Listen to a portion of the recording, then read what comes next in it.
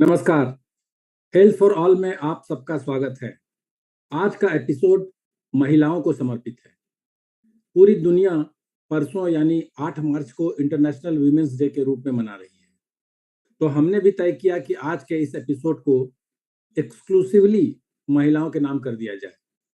महिलाओं की सेहत पर पूरे परिवार की सेहत टिकी होती है, लेकिन महिला खुद से पहले अपने बच्चों, अपने पति और पूरे परिवार के बारे में सोचती है। कोरोना काल में महिलाओं की रिस्पांसिबिलिटीज बहुत बढ़ गई। खुद से पहले खासकर वर्किंग वुमेन को घर और दफ्तर में संतुलन बनाने की मशक्कत करनी पड़ी। तो आज हम महिलाओं से जुड़ी तमाम समस्याओं पर महिलाओं के ही विचार जानेंगे, अलग अलग क्षेत्र में कार्यरत महिलाओं से। हमारा ये शो अगले 3 घंटे तक यूट्यूब और फेसबुक पर लाइव देखा जा सकता है। तो शो को आगे बढ़ाएं, उससे पहले देखिए हमारा राउंड अप वीडियो, जिससे आपको पता चलेगा कि पीछे हमने क्या क्या किया।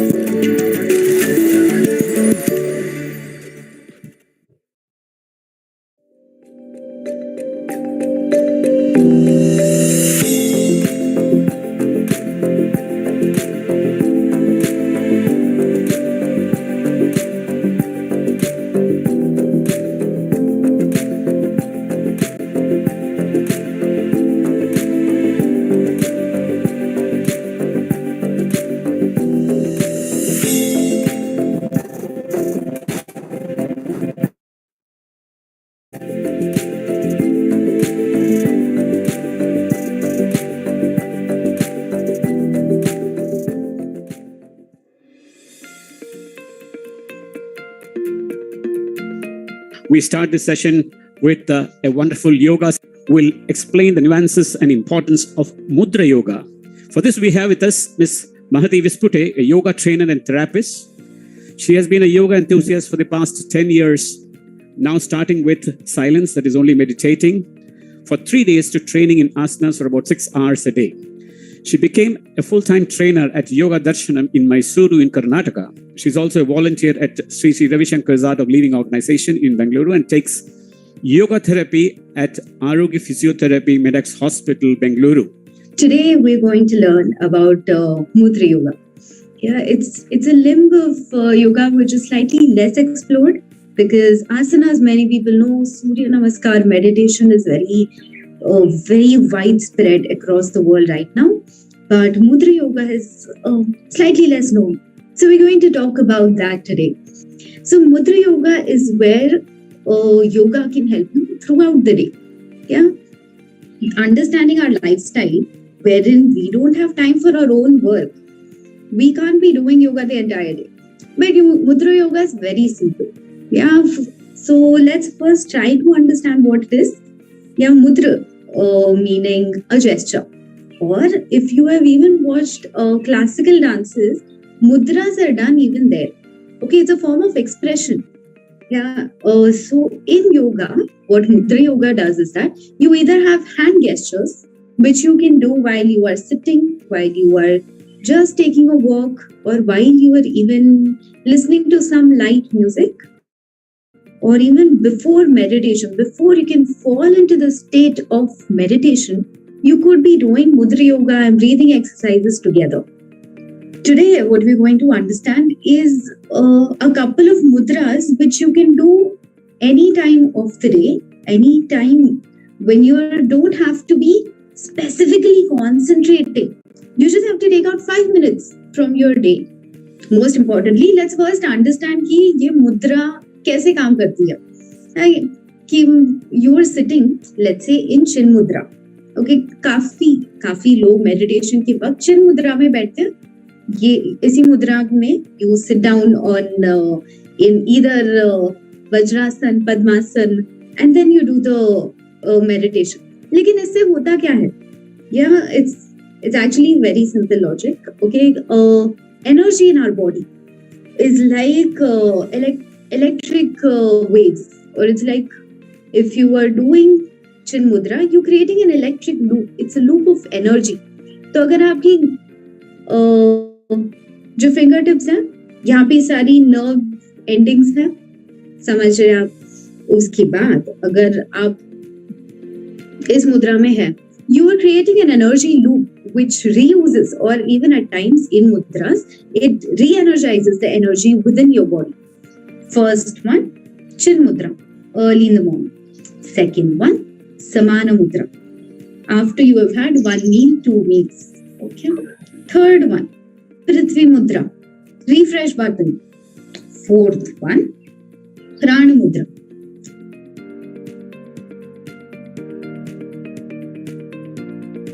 We move on to another important session 2 on key findings of a survey on vaccination perception done by Heal Foundation and Science in Global Insights and Consulting. We'd like to have a concluding note in terms of the objective, the methodology, and the overall key findings. So objective was very clear that we wanted to kind of test the waters and understand where we are in the COVID journey, and what is the role of vaccines and where is the hope. So, the concerns and also the hopes of people around, going forward, what next. So we did an online survey, which was, as I said, that done across geographies, and around 1106 participants participated. So all the findings are kind of 95% with confidence we can talk about these findings. And the key findings were, number one, people have faith in vaccines, in getting themselves cured and getting others cured. They also believe in trusted information, the scientific journals, and more importantly, scientific bodies and government, central government information. Media and social media, how much claims they may have, unless they come with facts and information, they are not going to win it. So people believe less, or they consider them as low trust sources of information. And there is need for enhancing or establishing this positivity, and we need to continue our efforts at the grassroots level, bringing more people and females into it to get the vaccine education done.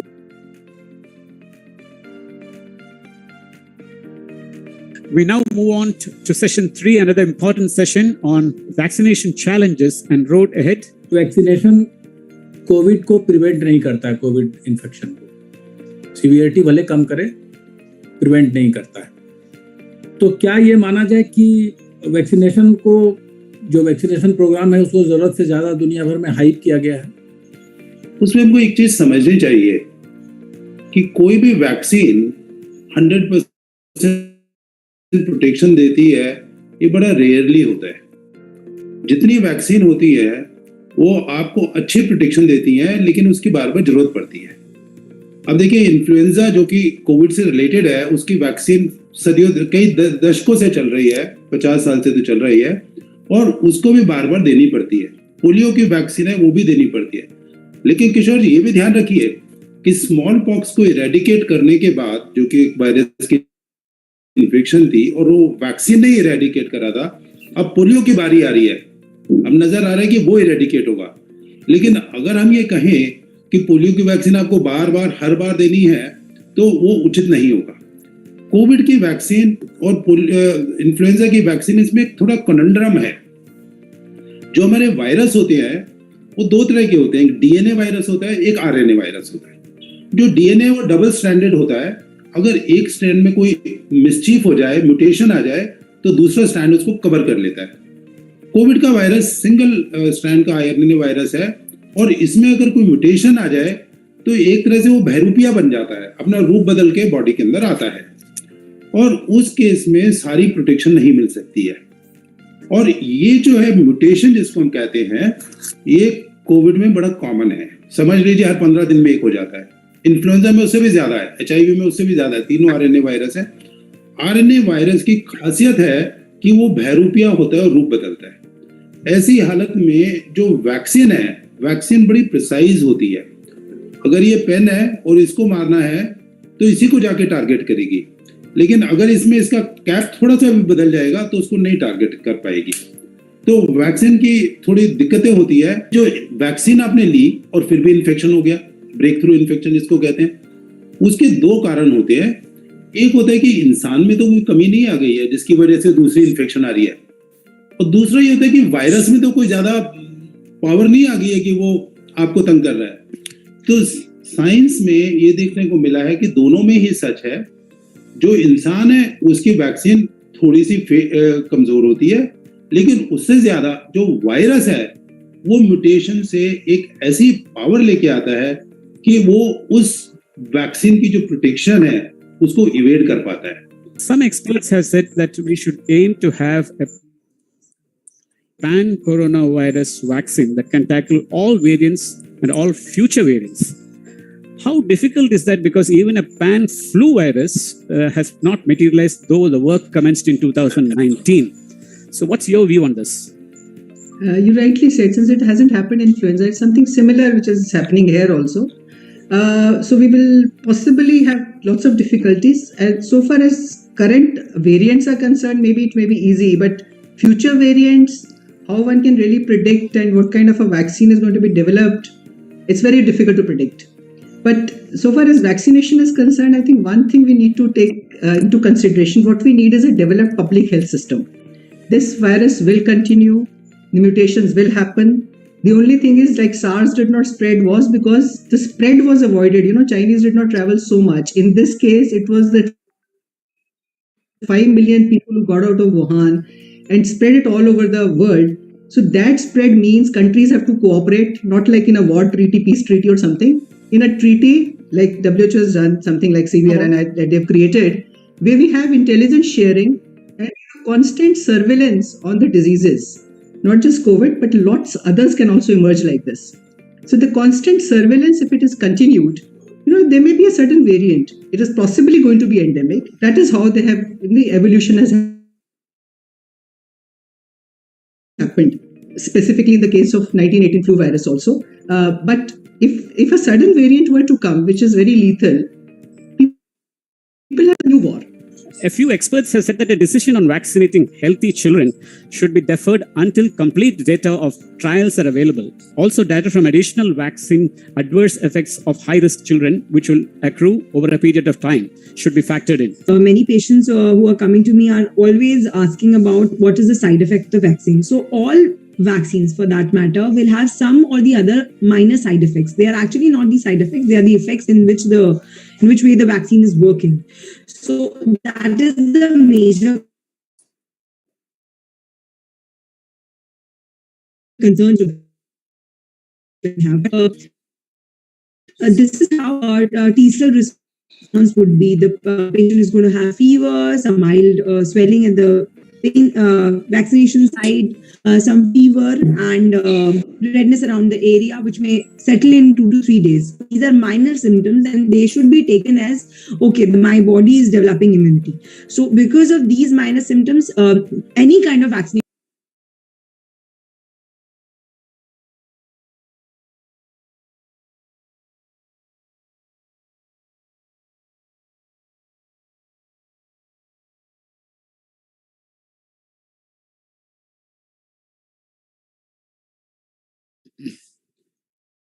लगता है link टूट गया है. Yeah, I think we have some. We'll go on to the first session now itself. Namaskar and good morning. Welcome to this important session and on Women's Day. Ever since 1911, we have been celebrating Women's Day and an important landmark, but a lot of things have changed since then. Today, we have a number of prime ministers who are women active in politics. We have women who have broken the glass ceiling, become CEOs.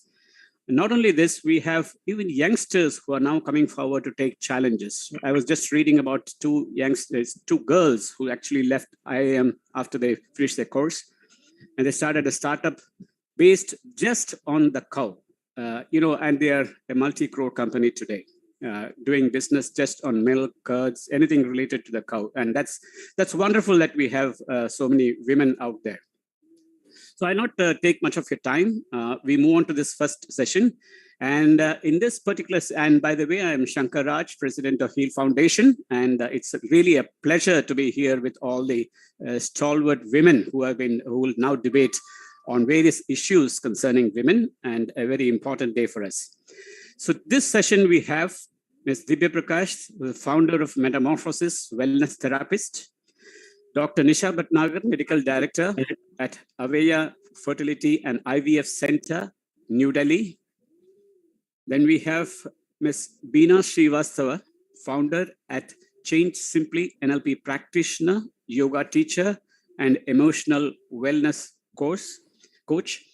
And then we have Dr. Neha Gupta, senior physician, infectious diseases, Fortis, Gurgaon. I think some of you have come on our earlier show, and we welcome you all to this particular session. I now hand over to Kishore for the first round of questions. Thank you, Mr. Shankar. Good morning, everyone. This is Kishore Malviya, freelance journalist and anchor. मेरा पहला सवाल miss Divya प्रकाश से है।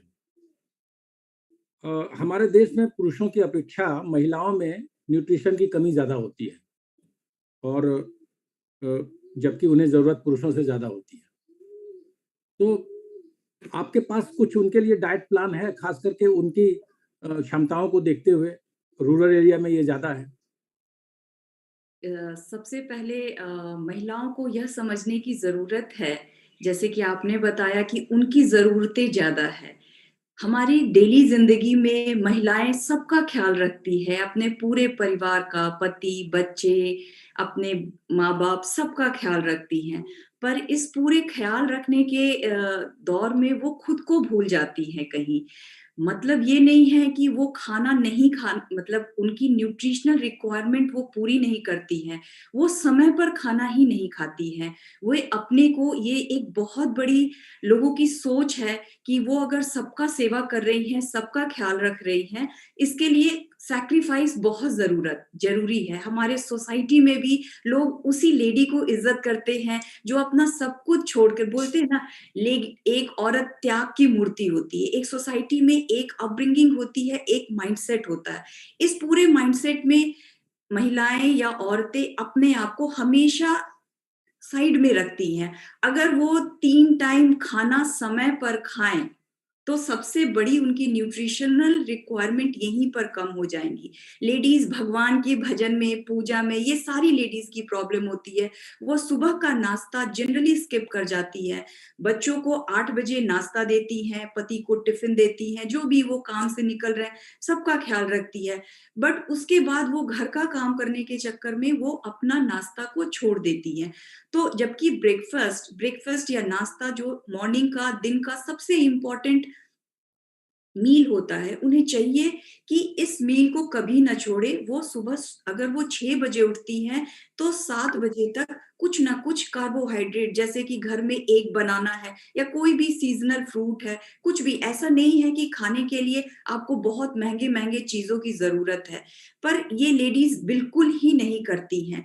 तो सुबह में करे, एक फल जरूर खा ले, उसके बाद 8, साढ़े 8 उठकर 9 बजे तक वो अपना नाश्ता जरूर करे। और उस नाश्ते में अगर वो रोटी भी खाना पसंद करती हैं, रोटी या डिफरेंट अनाज, जैसे रागी की रोटी, बाजरा की रोटी, जिसे रागी की रोटी को नाचनी भी बोलते हैं, इस तरह के भी जो कुछ भी चीजें हैं, कार्बोहाइड्रेट उनके बॉडी में जाएगा। कुछ प्रोटीन जो भी है उनके पास, दालें हैं, मूंगफली है, कुछ भी ऐसे करके वो खाएं। हरी सब्जियां सुबह के ब्रेकफास्ट में भी एक सिंपल, अगर आप एक वेजिटेबल पोहा या रोटी या सब्जी ही खाएंगे तो आपकी मॉर्निंग की रिक्वायरमेंट पूरी हो जाएगी। दिन में भी 1 से 1:30 बजे के बीच में वो खाना जरूर खाएं, जिसमें चावल, दाल, रोटी, सब्जी, दही सभी कुछ हो। शाम को भी थोड़ा सा नाश्ता करें, रात में 8 बजे भी वो अगर खाना खाएं।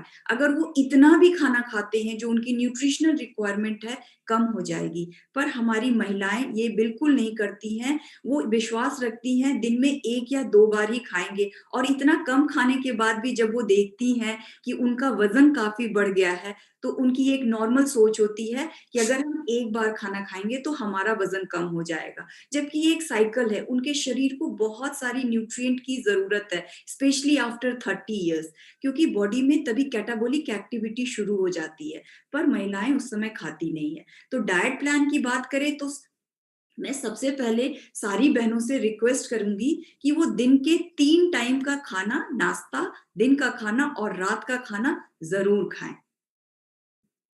आपने बहुत अच्छी बात बताई कि अच्छा खाना से भी ज्यादा जरूरी है कि समय पर खाना, ब्रेकफास्ट स्किप ना करें, अगर खाते रहें। एक मेरा सवाल और भी है आपसे कि महिलाएं मेंटल स्ट्रेस में बहुत रहती हैं जी और वो खुद के लिए नहीं, परिवार के लिए। हाँ जी। तो उस स्ट्रेस को कम करने के लिए उन्हें क्या करना है? किसी थेरेपी की जरूरत है या उसके खान पान में सुधार से हो सकता है? उसको कैसे वो दूर करें? किशोर जी, ये बहुत ही अच्छा प्रश्न है। महिलाओं के पास इतना स्ट्रेस क्यों होता है, ये हमें समझने की जरूरत है कि महिलाओं के पास स्ट्रेस का रीजन है। अगर हम शुरू से कोशिश करें तो देखेंगे कि एक जो अपब्रिंगिंग होती है महिलाओं की, ये बहुत ही एक हमारा जो टॉपिक है कि ब्रेकिंग द बैस, ये जो हमारी महिलाओं की अपब्रिंगिंग होती है, शुरू से उन्हें सिखा के रखा जाता है कि अपने इमोशंस को ज्यादा एक्सप्रेस नहीं करना है। अगर कुछ गलती देख भी रहे हो तो घर में शांति बनी रहे, परिवार में शांति बनी रहे, आप अपने आप को थोड़ा सा दबा करके रखो। ये लॉन्ग पीरियड ऑफ टाइम में महिलाएं बहुत सारी चीजों को, जैसे वो बड़ी होती हैं, मैच्योर होती हैं, बचपन से जो उन्हें सिखलाई मिली रहती है, जब वो बड़ी होती हैं और वो समझती हैं कि अगर वो इस तरह से बात करेंगी, अगर जवाब क्वेश्चन पूछना शुरू करेंगी तो घर की शांति खराब हो जाएगी और वो अपने सारे स्ट्रेस को, तनाव को, जो उनकी इमोशनल स्ट्रेस है, जो वो चाहती हैं, अपने मन के अंदर दबा कर रखती हैं और ये धीरे धीरे एक एंजाइटी डिसऑर्डर के रूप में होना शुरू हो जाता है। इसके लिए सबसे ज्यादा जरूरी है, किसी थेरेपी की नहीं जरूरत है, सभी उनके परिवार वालों से भी रिक्वेस्ट है कि उन्हें सपोर्ट करे। बच्चियों को यह न सिखाए कि घर की शांति के लिए चुप रहें, जो वो बोलना चाहते, जो उनके दिल में है, एक्सप्रेस करे, फ्रीली खुल करके बोले कि वो क्या चाहती हैं, उन्हें क्या पसंद है, उन्हें क्या नहीं पसंद है। जब ये छोटी छोटी प्रैक्टिस वो अपनी लाइफ में लाएंगी तो इस तरह का स्ट्रेस ऑलरेडी कम हो जाएगा। इसके अलावा लेडीज की दूसरी प्रॉब्लम होती है, वो हद से ज्यादा पास्ट में जीती हैं, क्योंकि एक्सप्रेस तो वो खुद को कर नहीं पाती हैं, तो पास्ट की जितनी सारी इंसिडेंट्स होती है उसको वो अपने माइंड में कैरी करती चली जाती हैं, उसी के बारे में सोचती रहती हैं, फ्यूचर के बारे में हद से ज्यादा सोचती हैं, क्योंकि वो मेनी टाइम्स वो पाती हैं कि वो खुद को एक्सप्रेस नहीं कर पा रही है, वो सारी चीजें धीरे धीरे पॉइजन बनती जाती है। तो इसके लिए सबसे ज्यादा जरूरी है प्रैक्टिस कि अपने को थोड़ा सा प्यार करे, अपने पर थोड़ा सा समय दे, समझे कि उनकी जरूरतें क्या है, उनकी लाइकिंग क्या है, डिसलाइकिंग क्या है, और बोलना सीखे। जरूरत नहीं है इसके लिए कि वो चिल्लाए, झगड़ा करे, बल्कि जरूरत शांति से बैठकर अपने परिवार वालों से बात करे कि उनके दिल में क्या चल रहा है, वो क्या चाहते हैं। उनका थोड़ा सा प्यार, एप्रिसिएशन, सपोर्ट उनको इस मेंटल स्ट्रेस से दूर करेगा। और अगर घर की औरत खुश रहेगी, स्ट्रेस फ्री रहेगी, तो वो अपने परिवार को बहुत ही बेहतर तरीके से देख सकेगी। तो इस स्ट्रेस को दूर करने के लिए महिलाओं को जितनी खुद को एम्पावर करने की जरूरत है, परिवार के अन्य सदस्यों का भी बहुत इंपॉर्टेंट रोल हो, उनको अप्रिशिएट करना, उनको भी समान रूप से केयर और लव करना। आपने बहुत अच्छी तरह से समझाया। हम जर्नलिस्ट लोग बहुत चिल्लाते हैं, बहुत शोर मचाते हैं फ्रीडम ऑफ एक्सप्रेशन के बारे में, और आपने बहुत अच्छी बात बताई। हम आगे जरूर इसको कोट करेंगे कि फ्रीडम ऑफ एक्सप्रेशन की शुरुआत अपने घर से, अपने परिवार से होनी चाहिए। जरूर जरूर। आप दिव्या जी बने रहिए हमारे साथ, हम फिर लौटेंगे कुछ नए सवालों के साथ। मेरा अगला सवाल डॉक्टर निशा भटनागर से है और ये सवाल आईवीएफ से रिलेटेड है। ऐसा कहा जाता है, ये आप बेहतर बता सकती है, कि आईवीएफ का जो पहला अटेम्प्ट होता है वो बहुत अच्छा नहीं होता है, उसका सक्सेस रेट बहुत अच्छा नहीं था। ये मिथ है या इसमें सच्चाई है? Good morning. First of all, I'll thank Heal Health for giving this platform to express our views. दूसरा, जहाँ तक आपके सवाल की बात है, आपने कहा आईवीएफ का पहला अटेम्प्ट सक्सेसफुल ज़्यादातर केसेस में नहीं होता है। इसके अंदर दो बातें समझने की है। पहली बात तो ये है कि हर इंसान अलग है, हर एक का शरीर अलग है। आप अगर देखेंगे बिलियन लोग हैं तो बिलियन फिंगरप्रिंट्स हैं। इवन एक कपल के 4 बच्चे हैं तो वो चारों बच्चे भी डिफरेंट होते हैं। इसका मतलब ये है कि चाहे हमारी कितनी भी एक्सपर्टीज हो, चाहे हमारा कितना भी एक्सपीरियंस हो, उसके बावजूद भी जब हम एक पर्टिकुलर कपल से डील करते हैं तो वो कपल हमारे पास पहली बार आया है, ये हस्बैंड और ये वाइफ और इनके गेमेट्स पहली बार मिलेंगे, पहली बार एग और स्पर्म मिलकर के एम्ब्रियो बनाएगा। ठीक है, हम जनरल एक्सपीरियंस के हिसाब से उनका ट्रीटमेंट स्टार्ट करते हैं कि उनको कितने तरह की मेडिसिन चाहिए, उनके बॉडी के हिसाब से हम उसको एडजस्ट करते हैं। लेकिन फिर भी during the process of treatment we may get some surprises. 5 दिन बाद 6 दिन बाद जाकर के हमें पता चलता है कि इनकी बॉडी रिस्पॉन्ड नहीं कर रही है, या इनकी बॉडी को ज्यादा या कम ट्रीटमेंट की जरूरत थी, ज्यादा या कम दवाइयों की जरूरत थी।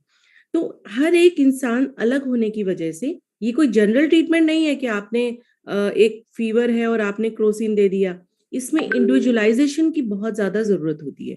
और सबसे बड़ी बात, ये पेशेंट की अपने पर्टिकुलर लाइफस्टाइल पे बहुत डिपेंड करता है। उनका हेल्थ स्टेटस कैसा है, उनका न्यूट्रिशन स्टेटस कैसा है, वो कितना फिजिकली एक्टिव हैं, और जैसा कि अभी हमने राइटली सुना कि वो कितने स्ट्रेस में हैं, specifically the females, because again infertility is considered to be a female problem. ठीक है, सो जब हम एक बार ट्रीटमेंट करते हैं, हम पेशेंट का रिस्पॉन्स देखते हैं, तो जब हम एम्ब्रियो ट्रांसफर करते हैं, अराउंड 40% केसेस के अंदर फर्स्ट टाइम में सक्सेस मिल जाता है, and that is the percentage all over the world.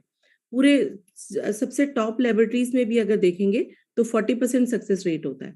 लेकिन हाँ, जब हमने एक बार ट्रीटमेंट कर दिया और हमारे पास एम्ब्रियोज फ्रोजन है किसी पेशेंट की, तो हम अब उस ट्रीटमेंट साइकिल को एनालाइज कर सकते हैं कि उनकी क्या प्रॉब्लम्स रही थी, कहाँ पे कुछ कमी रही, कहाँ पे हम इंक्रीज कर सकते हैं, कहाँ पे जो है हम उसको और मॉडिफाई कर सकते हैं।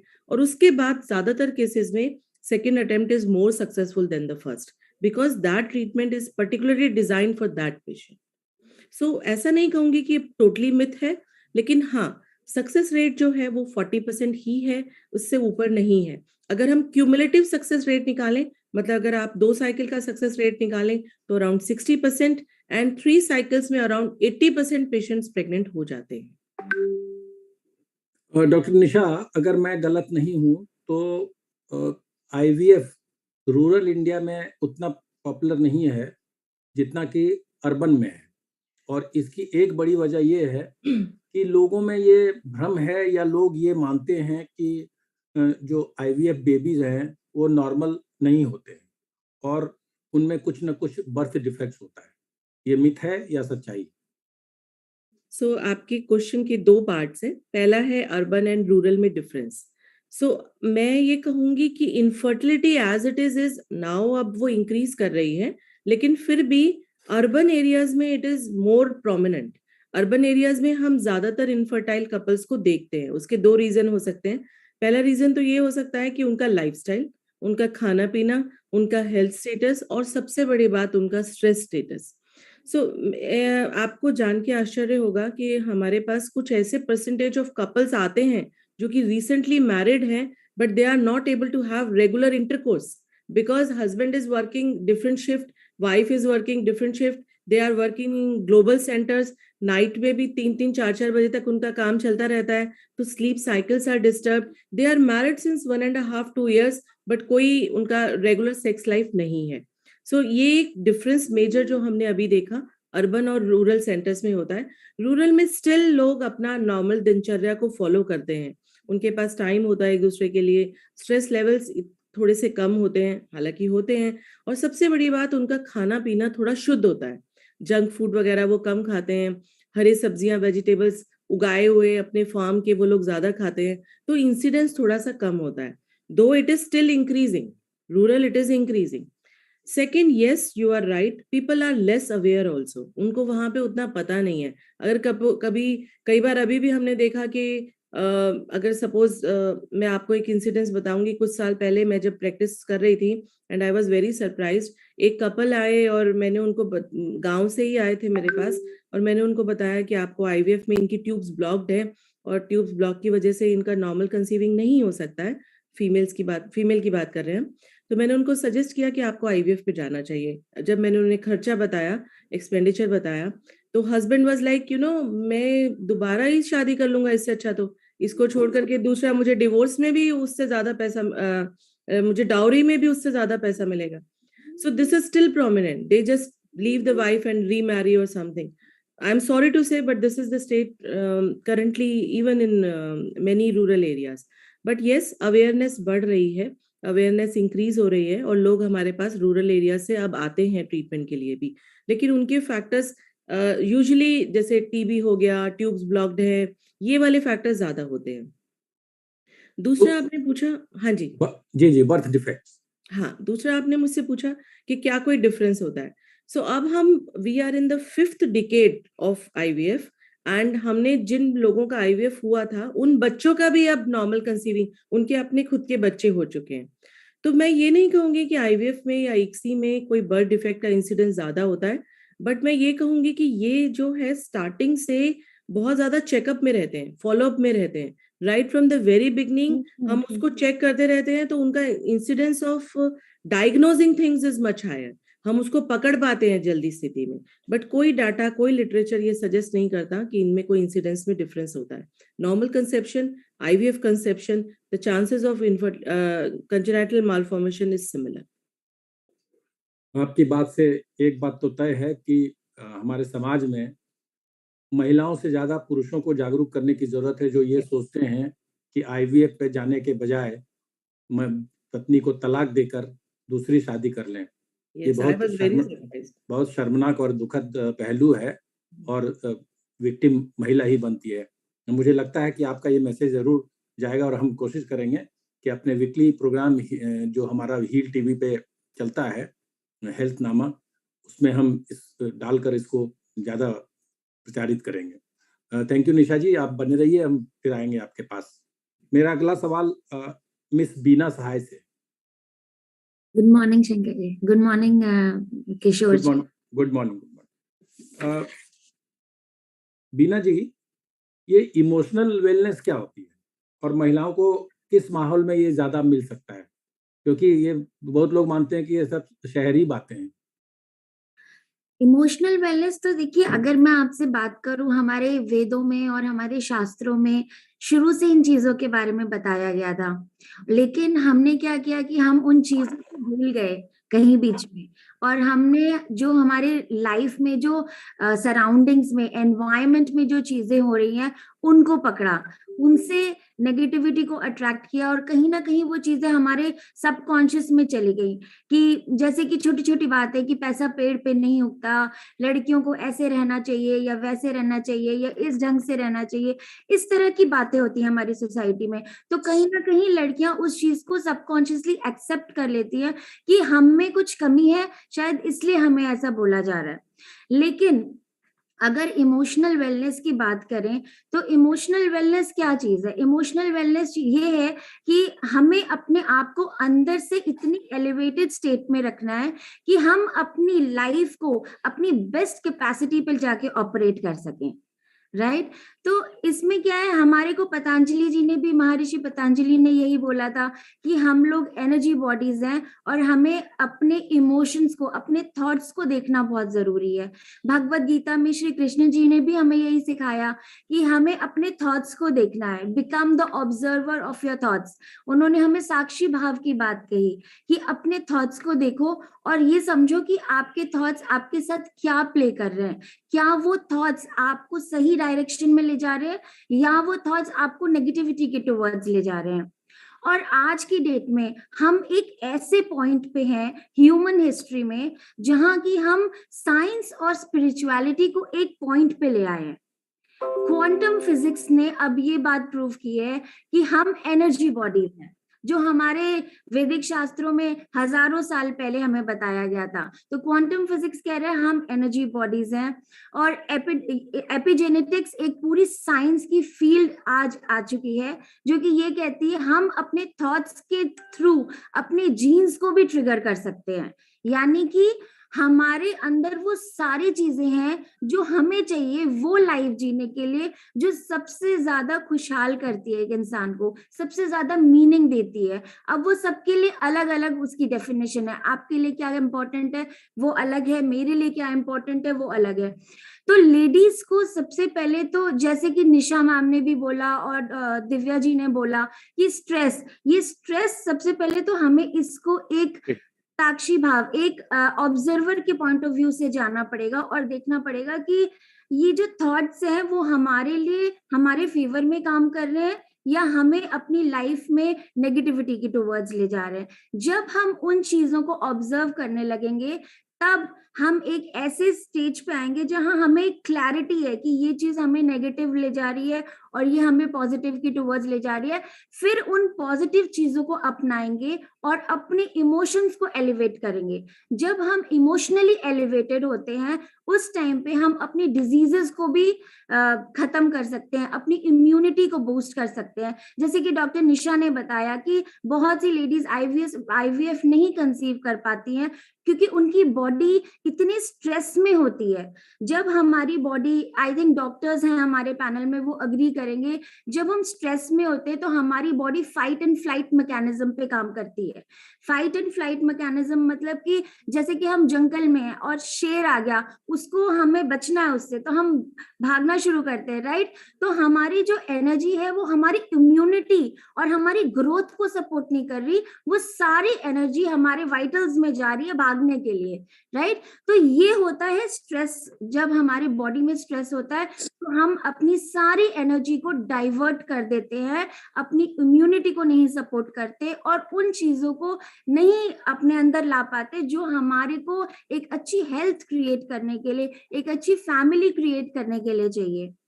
तो मेरा ये कहना है कि हमें अब ये समझने की जरूरत है, इस पॉइंट पे हम हैं आज के टाइम पे, कि हमें ये समझने की जरूरत है कि हमें किस तरह की लाइफ चाहिए अपने लिए। एक स्टेप बैक लेना है और सिर्फ ये सोचना कि कैसी लाइफ मैं चाहती हूँ अपने लिए। क्या आपके सामने वो पिक्चर है? अगर आपके सामने वो पिक्चर है तो आप ये सोचिए कि क्या वो चीज है जो आपको वो लाइफ जीने से रोकती है, और उन थॉट्स को पकड़िए और उनको चेंज करिए। यही काम हम करते हैं अपने एनएलपी प्रैक्टिस में भी, कि लोग जो इतना सफर कर रहे हैं उनकी कोई गलती भी नहीं है। वो जब बड़े हो रहे थे उन्होंने कुछ सबकॉन्शियस बिलीव्स अपने एनवायरनमेंट से अडेप्ट कर लिए, अपने एनवायरनमेंट में जो चीजें बोली जा रही थी उनको सोचा यही शायद सच्चाई है और यही मेरी डेस्टिनी है, मैं इसको बदल नहीं सकता, क्योंकि वो हमारी सोच का एक पार्ट बन गया। लेकिन जैसे ही हमने अपनी सोच में एक डिस्टेंस क्रिएट किया और देखा कि ये सोच है मेरी, this is not who I am truly, that is when we can start building change in our life. तब हम रियल बदलाव की तरफ जाते हैं और उस समय हम उन जीन्स को भी एक्टिवेट कर सकते हैं जो हमारी हेल्थ और वाइटैलिटी को सपोर्ट करती है। तो मेरा ये मैसेज है कि लेडीज, अब हमें ये देखना है कि हमारी थॉट्स कहाँ जा रहे हैं। Thank you sir. Beena ji, हमारे अगले सवाल के दो पार्ट हैं। पहला सवाल ये है कि अगर हम कंपेयर करें तो वर्किंग वुमेन और होम मेकर्स दोनों में इमोशनल वेलनेस के मामले में कौन बेहतर है? ये पहला पार्ट। दूसरा पार्ट कि क्या इसका रिश्ता खान पान से भी है? देखिए, वर्किंग वुमेन और जो होम मेकर्स हैं, दोनों की अपनी अपनी जर्नी है। और इमोशनल वेलनेस एक ऐसी चीज है जो कि आपके एनवायरनमेंट पे बहुत ज्यादा डिपेंड नहीं करता, इस पे डिपेंड करता है कि आप इंटरनली किस लेवल पे हैं। बहुत सी लेडीज घर पे होती हैं, माहौल बहुत अच्छा होता है, लेकिन फिर भी उनके अंदर कुछ ऐसे थॉट पैटर्न्स होते हैं, उनकी अपब्रिंगिंग से कुछ सबकॉन्शियस बिलीव्स इतने नेगेटिव होते हैं जिसकी वजह से उनको कुछ भी अच्छा नहीं लगता एनवायरनमेंट में। उनको लगता है मेरे साथ ये प्रॉब्लम है, वो प्रॉब्लम है, फैमिली में इतनी इश्यूज हैं। वो उन इश्यूज को देखते हैं, उन सॉल्यूशंस पे फोकस नहीं करते और अगर वर्किंग लेडीज को देखिए, उनकी भी लाइफ में बहुत सी तरह की स्ट्रेस है, बट अगेन वो हमारे इंटरनल स्टेट पे डिपेंड करता है कि हम चीजों को कैसे देखते हैं, हमारा परसेप्शन क्या है अपने लाइफ को देखने का, अपनी सिचुएशंस को देखने का, और उन परसेप्शंस के बेसिस पे हमारे एक्शंस डिफाइन होते हैं, हमारी हेल्थ डिफाइन होती है। तो दिस कंप्लीटली डिपेंड्स कि हम अंदर से हमारी इमोशनली हम कितने स्ट्रांग हैं, इमोशनली कितने इंटेलिजेंट हैं। और खान पान से रिश्ता? और खान पान से डेफिनेटली बहुत बड़ा रिश्ता है। खान पान हमें जैसे कि दिव्या जी ने बोला, शी इज अ न्यूट्रिशनिस्ट, उन्होंने बताया कि खान पान कितना जरूरी है, हम उन चीजों को निग्लेक्ट कर देते हैं, लेकिन बॉडी की जो अपनी रिक्वायरमेंट्स है वो उस खान पान से ही होनी है। बट मेरा ये कहना है कि खान पान पे भी ध्यान देना है और अपने आप को हमें इमोशनली सपोर्ट भी करना है। हमें अपने आप को ऑब्जर्व करना है कि हमें जो एक रिचुअल्स बताई गई थी कि इस तरीके से अपनी लाइफ को लीड करना है, इन सब चीजों का जो हमारे शास्त्रों में हमारे पूर्वजों ने बताया, उन सब चीजों का साइंटिफिक रेलेवेंस है। जो हमें 5000 साल पहले पता चला, उसको आज साइंस प्रूव कर रहा है अपने टेस्ट के द्वारा, यू नो लाइक एक्सपेरिमेंट्स के द्वारा। जैसे कि एक एक्सपेरिमेंट रिसेंट हुआ था जिसमें कि डॉक्टर ब्रूस लिप्टन है, उन्होंने ये बताया कि एक ही टाइप की जीन्स में 30,000 टाइप के प्रोडक्ट्स बन सकते हैं। यानी कि अगर मेरा और आपका जेनेटिक मेकअप सेम है तो भी हमारी लाइफ कंप्लीटली डिफरेंट हो सकती है, एंड दैट टोटली डिपेंड्स कि हम किन टाइप के थॉट्स को मैनिफेस्ट अपने अंदर लेके जा रहे हैं। तो सबसे बड़ी बात है कि अपने आप को एक प्रॉपर फाउंडेशन दीजिए अपनी लाइफ को। अपनी जो छोटी छोटी इश्यूज है उनसे बाहर निकल के देखिए, अपनी लाइफ का एक विजन बनाइए कि this is how I want to live my life, और फिर अपने छोटे छोटे स्टेप्स लीजिए। अपने माइंड को चेक करिए कि कहाँ पे आप आके अटक जा रहे हैं, कौन सी ऐसी सोच है जो आपको आगे बढ़ने नहीं दे रही, और उन पैटर्न्स को चेंज करिए। धीरे धीरे आप देखेंगे कि आपकी लाइफ बिल्कुल एक न्यू ट्रैजेक्टरी पे चली गई। और जब आपका माइंड सही होता है, जब आप इमोशनली ठीक होते हैं, तो वो इंसान अपनी डाइट को भी अच्छे से मैनेज करता है, अपनी फिटनेस को भी मैनेज करता है, अपनी फैमिली को भी मैनेज करता है, एंड वो इंसान एक अच्छा सिटीजन भी बन पाता है। तो सबसे पहले अपने इमोशनली अपने आप को ठीक करना बहुत जरूरी है, and then rest everything will fall in place. Thank you Beena ji. Can I add something to this please? Yes, क्या मैं कुछ इस पे ऐड कर? Please please please. सो जो इन्होंने बताया, आई थिंक इनफर्टिलिटी में जब हम पेशेंट को काउंसल करते हैं तो सबसे बड़ी बात मैं उनको यही समझाती हूँ कि सब कुछ ठीक होने के बावजूद भी कितनी बार हमने देखा कि मेल फैक्टर बिल्कुल ठीक होगा, एग काउंट ठीक होगा, सीमेन एनालिसिस ठीक होगा, ट्यूब्स खुली हुई होंगी, just because they are continuously thinking about getting pregnant कि नहीं हो रहा है, नहीं हो रहा है, नहीं हो रहा है, सोसाइटी इज गिविंग प्रेशर, घर में सब आके पूछ रहे हैं कि बच्चे नहीं है तुम्हारे। तो सिर्फ यही कारण कई बार रीजन बन जाता है नहीं होने का, because they are not focusing on getting pregnant, they are focusing मैं प्रेग्नेंट नहीं हो पा रही हूँ। मतलब सिर्फ एक ये थॉट कि मैं प्रेग्नेंट नहीं हो पा रही हूँ results in so much stress that they eventually end up not getting pregnant. And बहुत बार मैंने एग्जाम्पल देखा है कि फर्स्ट बेबी IVF से हो गया, उसके बाद 1 साल बाद patient comes back and says कि मैं तो खुद प्रेग्नेंट हो गई हूँ, मतलब दूसरा बेबी अपने आप नेचुरली हो जाता है। So I think that she's perfectly right. This mind is the remote control of your body. आप जो स्विच प्रेस करेंगे और वही आपको देखने में मिलता है। तो सबसे पहले अगर हम इस चीज को कंट्रोल करें, फोकस ना करें, जैसे पहले लोग इस बारे में नहीं सोचते थे, आधे से ज्यादा इंसिडेंट्स तो यही इसीलिए बढ़ता चला जा रहा है कि इतना ज्यादा स्ट्रेस है कि नहीं हो रहे हैं, शादी होते बराबर, एक तो late marriages, career orientation, then time नहीं है। अब हमें अभी वो पिज्जा ऑर्डर वाला वो हो गया है सिस्टम कि आधे घंटे में पिज्जा नहीं आया तो फ्री मिलेगा। सो दे वांट कि जस्ट अभी 2 साल शादी के बाद हमने प्लान नहीं किया कि हमें नहीं चाहिए बच्चा, हम कॉन्ट्रासेप्टिव यूज कर रहे थे, लेकिन आज जनवरी 2022 में मैंने प्लान करना शुरू किया तो मार्च में आई गेट स्ट्रेस्ड 2 महीने में कि मेरे को अभी तक हुआ नहीं conceive.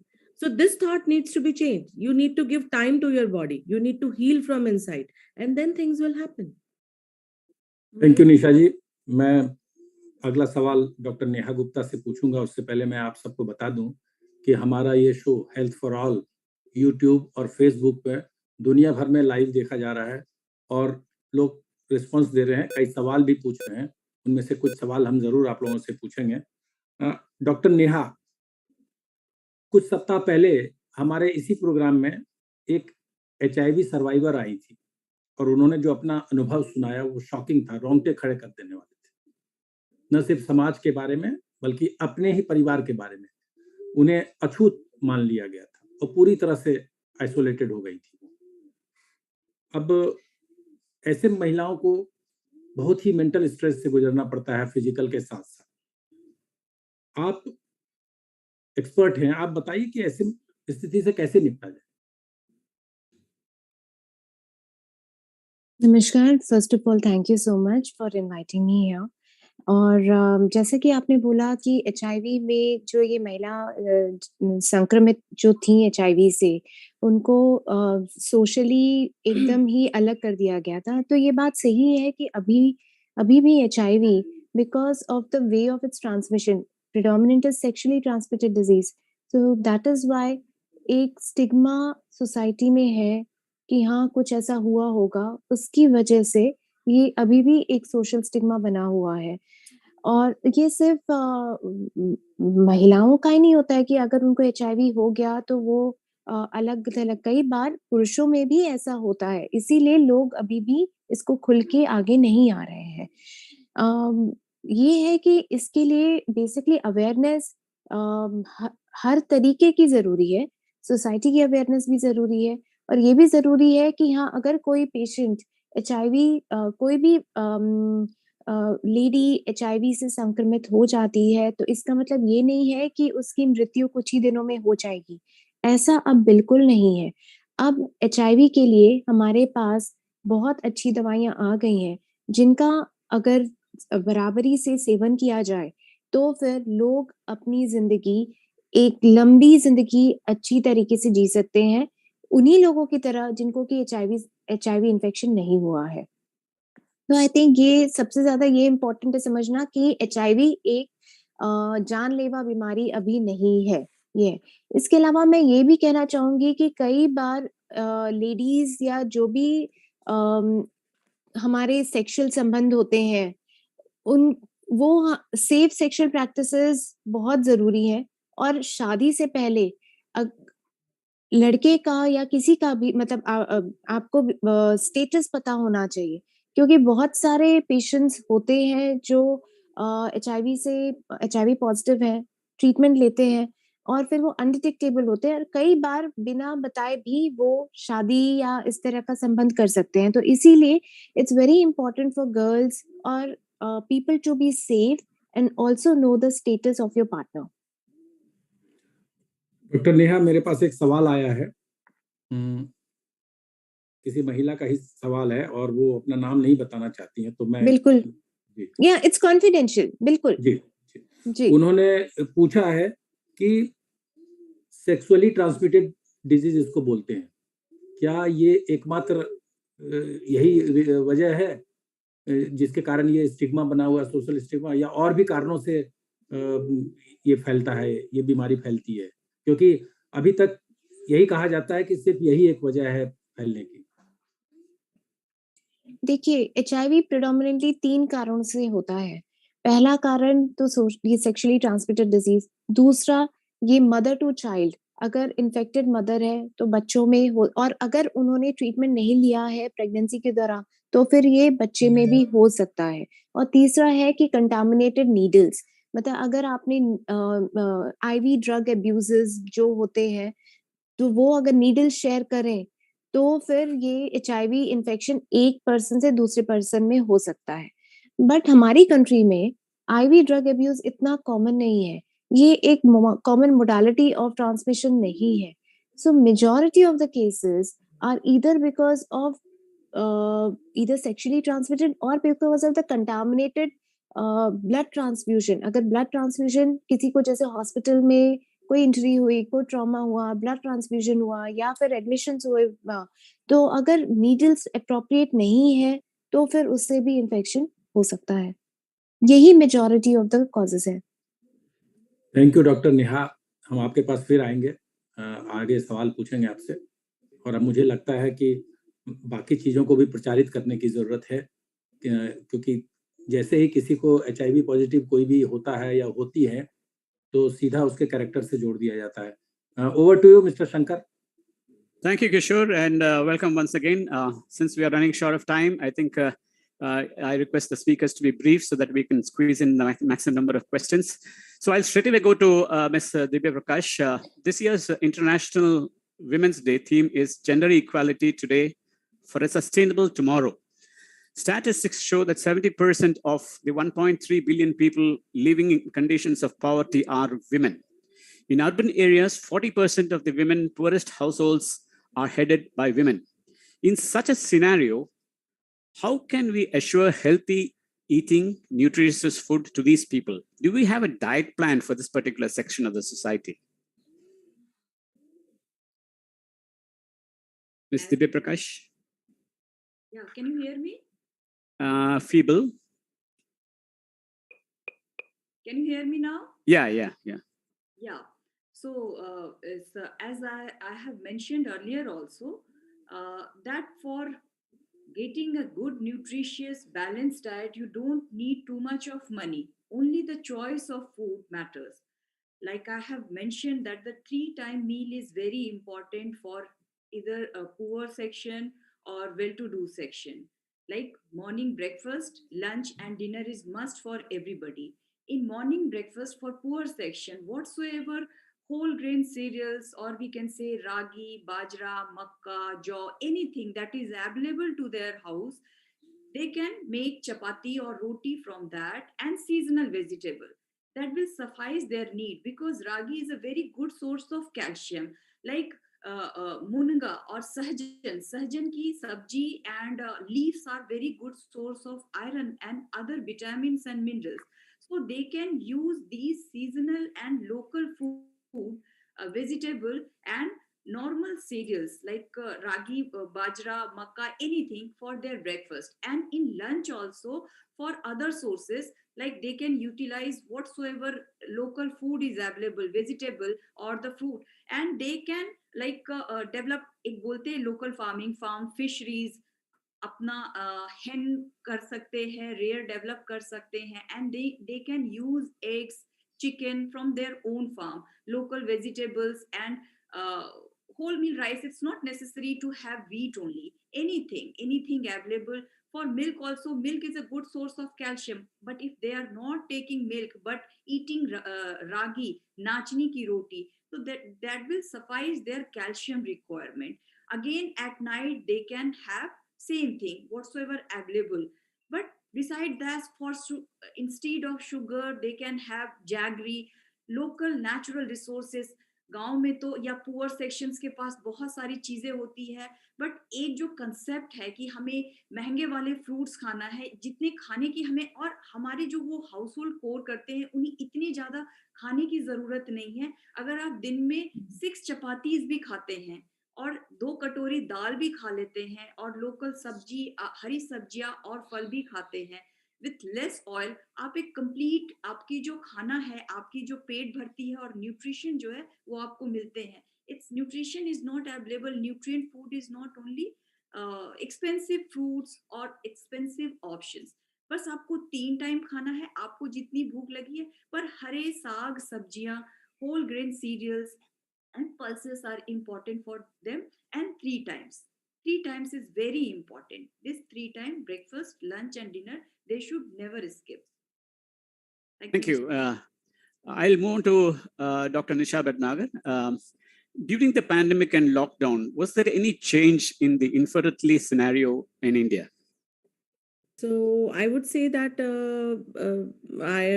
there were so many patients who were not going for opting for IVF, and the stress levels were a little bit on the lesser side. The corporate sector was at home. They were not under the pressure of commuting and all. So we saw some like a fall in the level of patients reaching us for infertility treatment. But as such, we don't have any statistics to prove that. But I would say that again, decreasing the stress levels, staying at home, spending time with each other resulted in some of them getting conceived on their own, and that was really very good. Briefly, I'll just ask you one question. This year's International Women's Day theme is Gender Equality Today for Sustainable Tomorrow. Experts say, and all this is linked towards climate, experts say that climate change may lead to more gender-biased violence, an increase in child marriages, and worsening sexual and reproductive health. What's your take on this? I don't, this is something which I will have to really think about, because how the environment change is going to affect the gender violence and all. This is something, but no, this is actually linked to poor food production, women having to work more, and then yes. Since there was a lockdown, child marriages increased, and this resulted in sexual and reproductive health of young women. I think that experts are right. Yeah, thank you. We'll come back to you, I see. Now I'll go on to Ms. Beena Srivastav. Now, NLP experts say that you're an NLP expert, practitioner. NLP experts say that there is a connection between neurological processes, linguistic skills, and behavioral patterns learned through experience, that is programming, and that these can be changed to achieve specific goals in life. Now, how did NLP help kids who had all these issues during the COVID lockdown? Okay, so basically what happens is that with kids, we always say in NLP, there's never a not bright child. There can be a not so bright teacher. So why do we say that? We say that because every child is unique and every child has a different way of learning. So some kids are more learning, they learn better when they see visuals. Some kids, they learn better when they can touch and feel something. And some have great auditory skills and therefore they listen and they learn. So that's why we as adults, as teachers, have to really look into the modality, what the child really needs for his learning, for him to really be to the optimum level of his potential. So once that is figured out, most of the part is sorted. And once that is sorted, then we know exactly how to reach the subconscious of the child. Then we know how to talk to the child so that we can program through our language, we can program their subconscious in such a way that they create right belief systems while growing up. And when you have the right belief system, your goals are bound to be achieved. There is no doubt about it. What only stops us in reaching our goals is our creation, our belief system that goes into the subconscious while we are growing up. So as mothers and as teachers, never tell your child that you are not capable of doing something. It is only on us to reflect what are we capable of telling them and teaching them, and adapt different modalities and see how we can serve the child in the best way possible. Yeah. Then I'll now move on to Dr. Neha. Welcome back to the show. And my question is about 80% of tuberculosis, HIV, and malaria programs worldwide have been disrupted or reported disruptions in service. And 1 in 4 people living with HIV have reported problems with gaining access to medication, according to UNAIDS. Now, interruptions or delays in treatment may lead to drug resistance, already a formidable problem in many countries. What's your take? Yeah, this is true to a certain extent. It is basically, if you're talking about tuberculosis as first-line therapy, the first-line therapy is easily available across. However, if you're talking about drug-resistant tuberculosis, which is a significant proportion, close to 20% of the tuberculosis may be drug resistance. So here, the access to the medications for drug-resistant TB is not very easy. They are in the public health center, and even in the private sector, it is difficult to procure the medications for the drug-resistant tuberculosis. And there is a real need to emphasize and make people aware of this, so that there is an increasing research and availability of such drugs, because TB is still one of the major causes for morbidity and mortality in India. In fact, India comprises close to 50% of the global burden along with China for tuberculosis. Fine.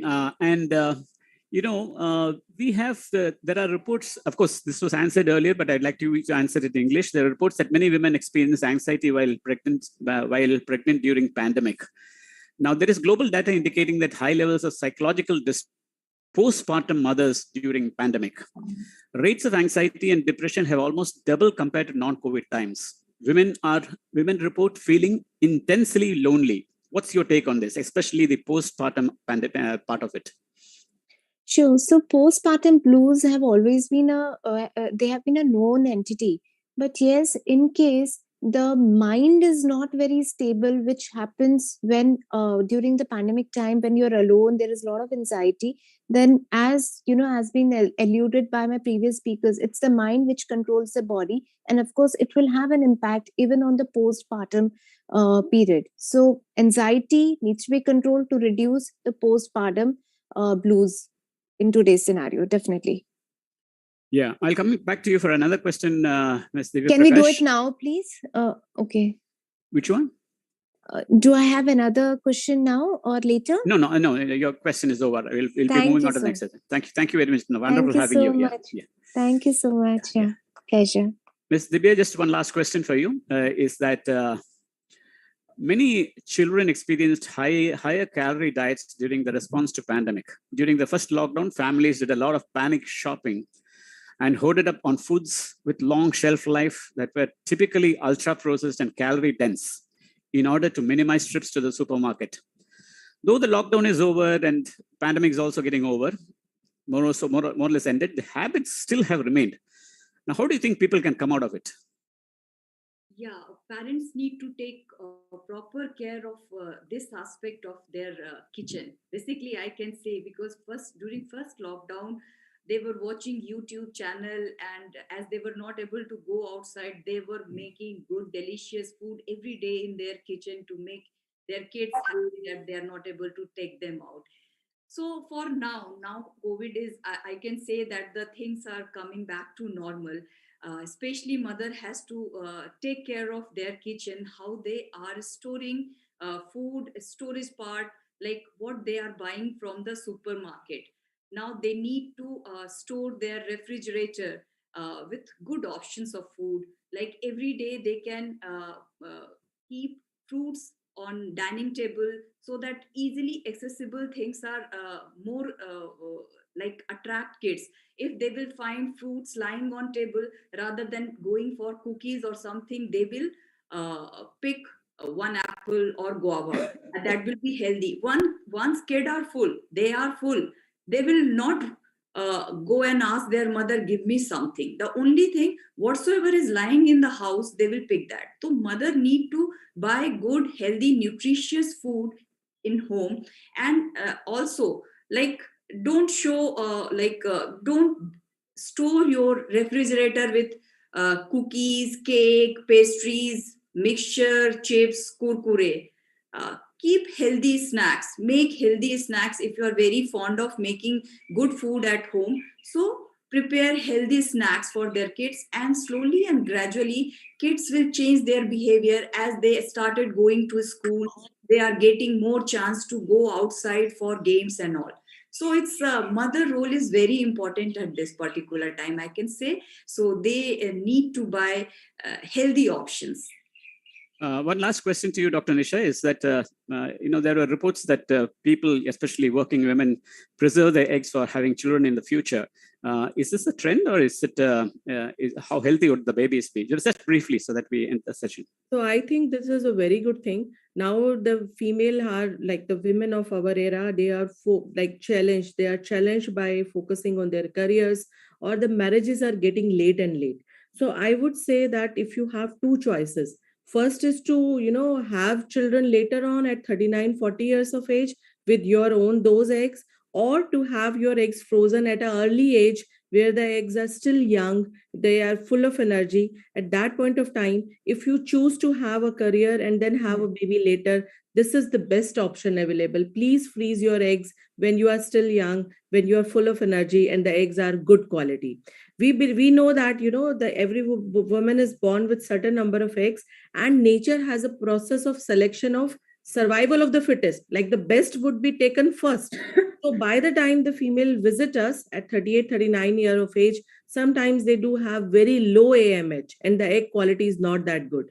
So freezing the eggs at a younger age is a better option than to try all these things at later age. So this is a good thing, which is if you can have a child at younger age, perfect, first class. But if you can't have a child at younger age because of your some situation, then it is better to have your eggs or embryos frozen and you can choose to have a baby later on. Thank you so much. Thank you very much. I think we'll end this session here. It was wonderful having all of you on this particular session. And I wish you all a very happy Women's Day. I think it's your day. I hope the world, as I said, end the bias is what the theme is, and we move forward on this. Thank you. Excellent having you. And we move on to the second session. For that, we have a montage tune playing.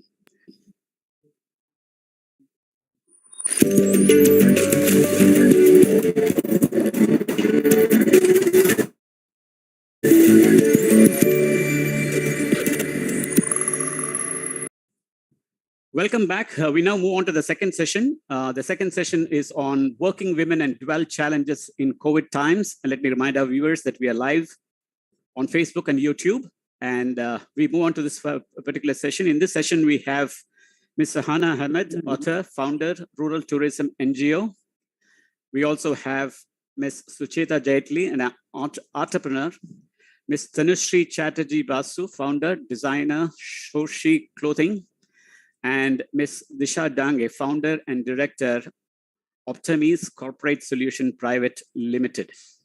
I was told that Ms. Tanushree is not well and that she would like to answer the questions first. So I'll move straight to Ms. Tanushree. I hope you get well soon, Ms. Tanushree, and we wish you all good health.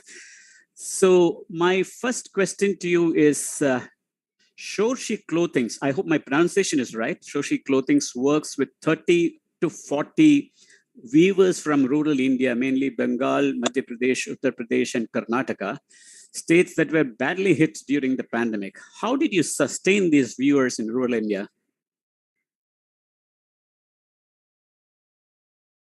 Ms. Tanushree, are you?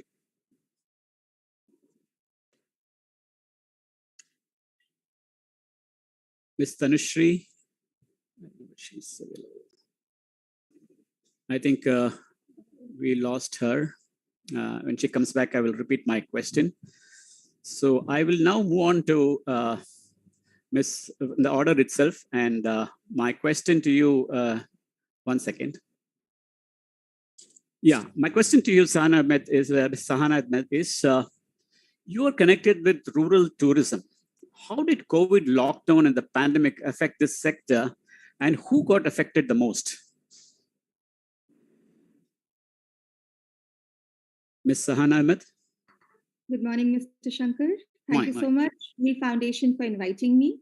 So to answer your question, the Rural Tourism Council of WICI, Women's Indian Chamber of Commerce and Industry, that I founded was started in July 2021.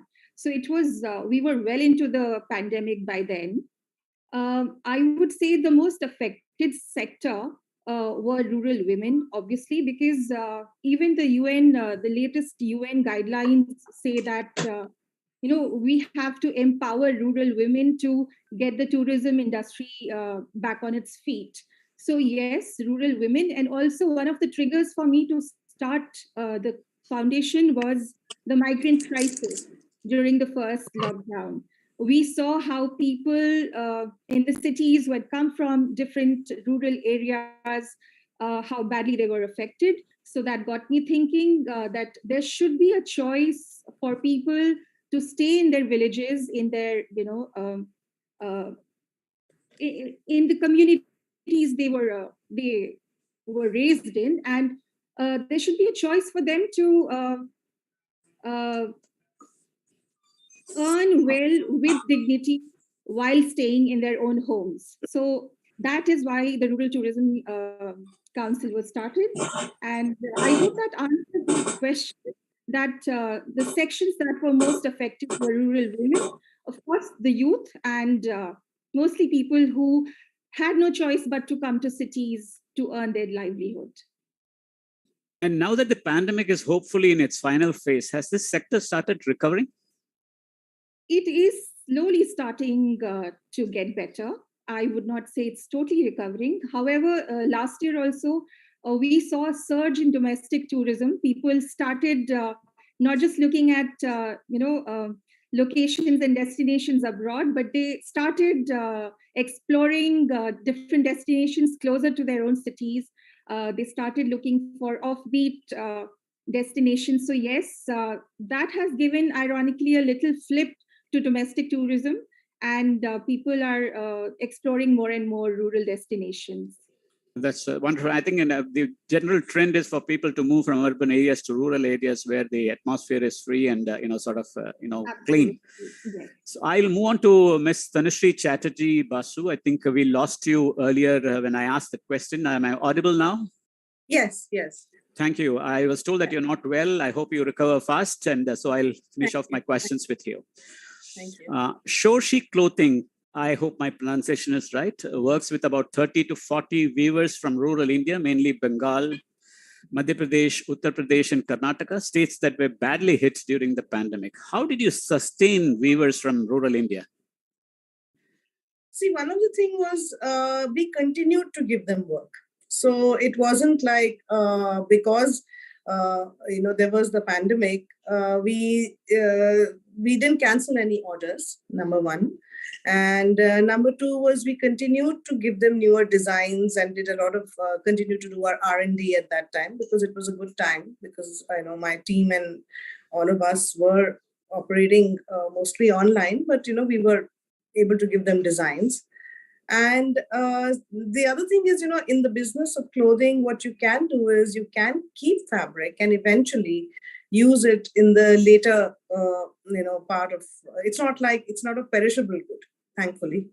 So we kept. We are using a lot of those fabrics now, in the coming collections and summer, all of that. That's excellent. My second question is Alchemist Flame and Alchemist 2.0 is a collection of clothings with everlasting yearning for gold and brings splendor and joy to festivities and celebrations. This I took from your site. With no festivities and celebrations during the pandemic, how did your sector stay afloat? We did two things. One is we do also make casual clothing. So we made a whole bunch of that.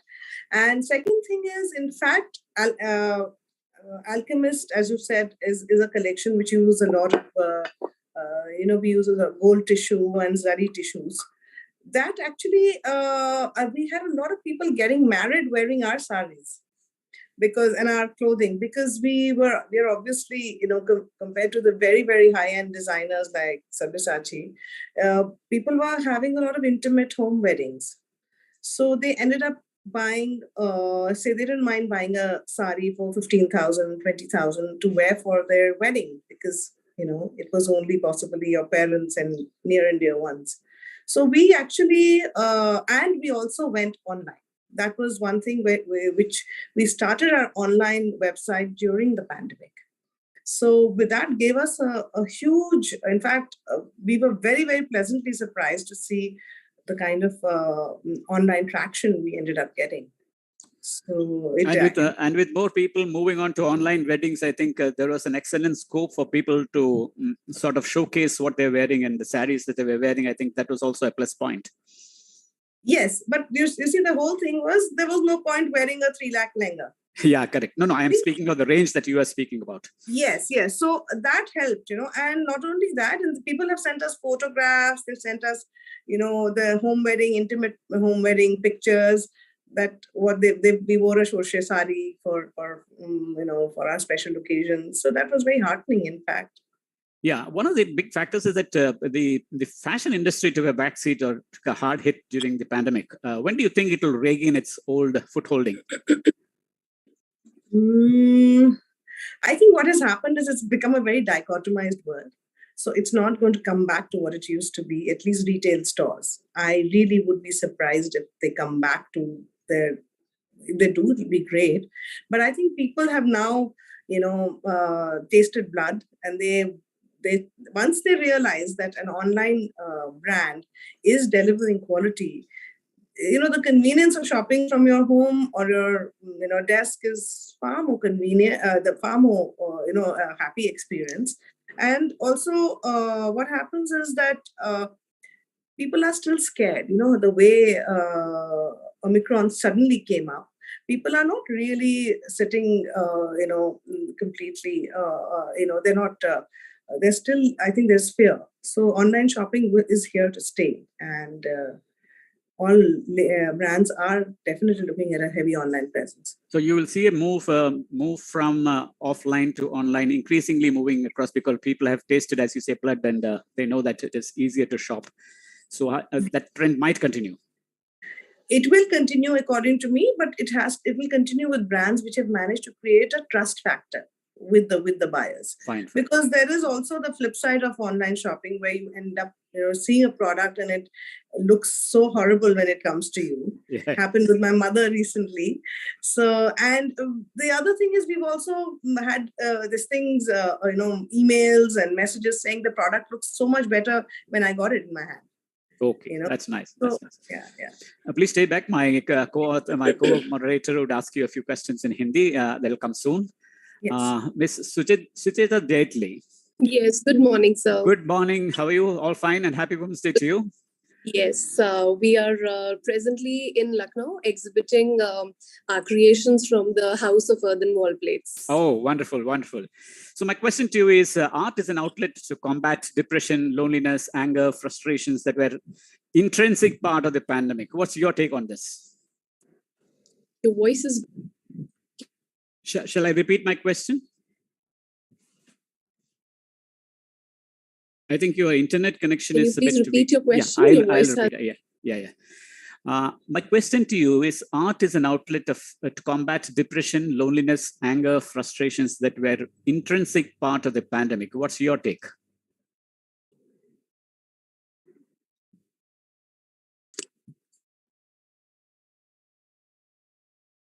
Can you hear me, Jaitley?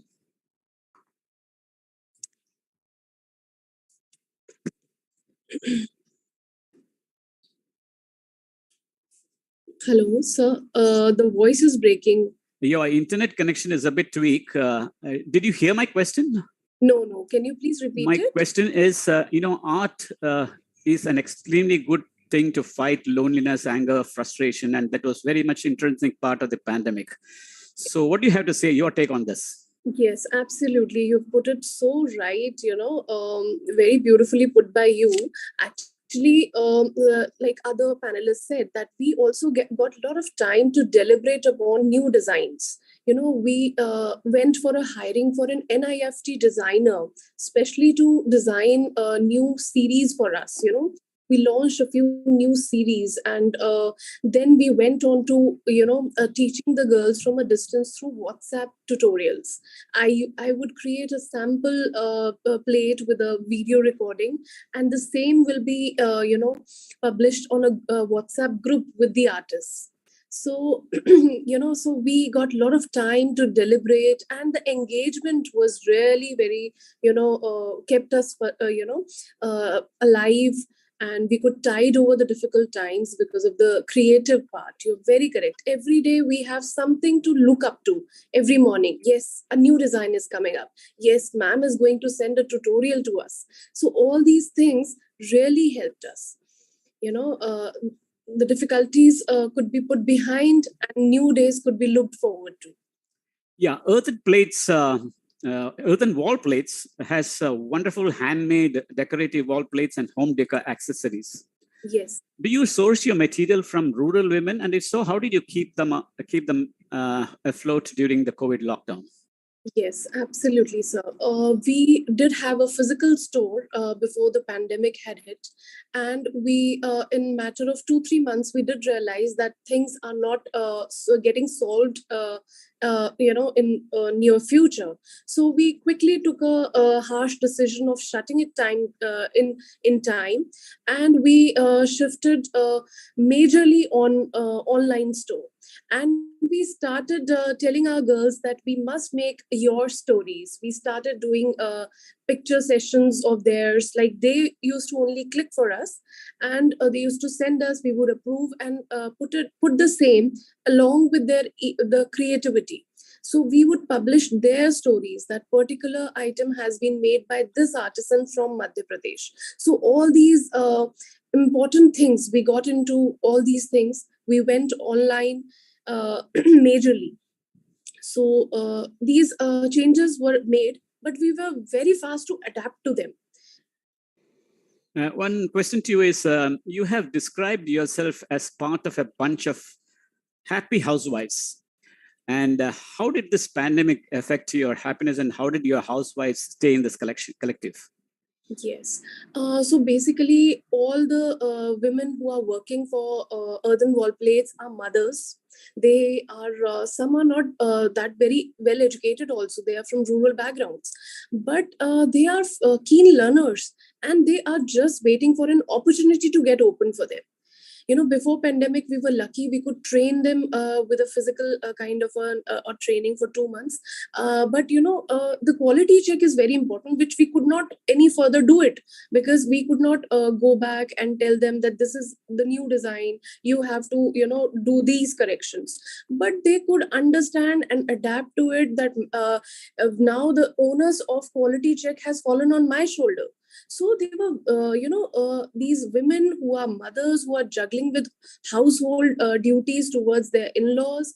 We have a camaraderie of artisans. We have this group. So this is their workplace. They took this golden opportunity that ma'am is offering, this opportunity of work from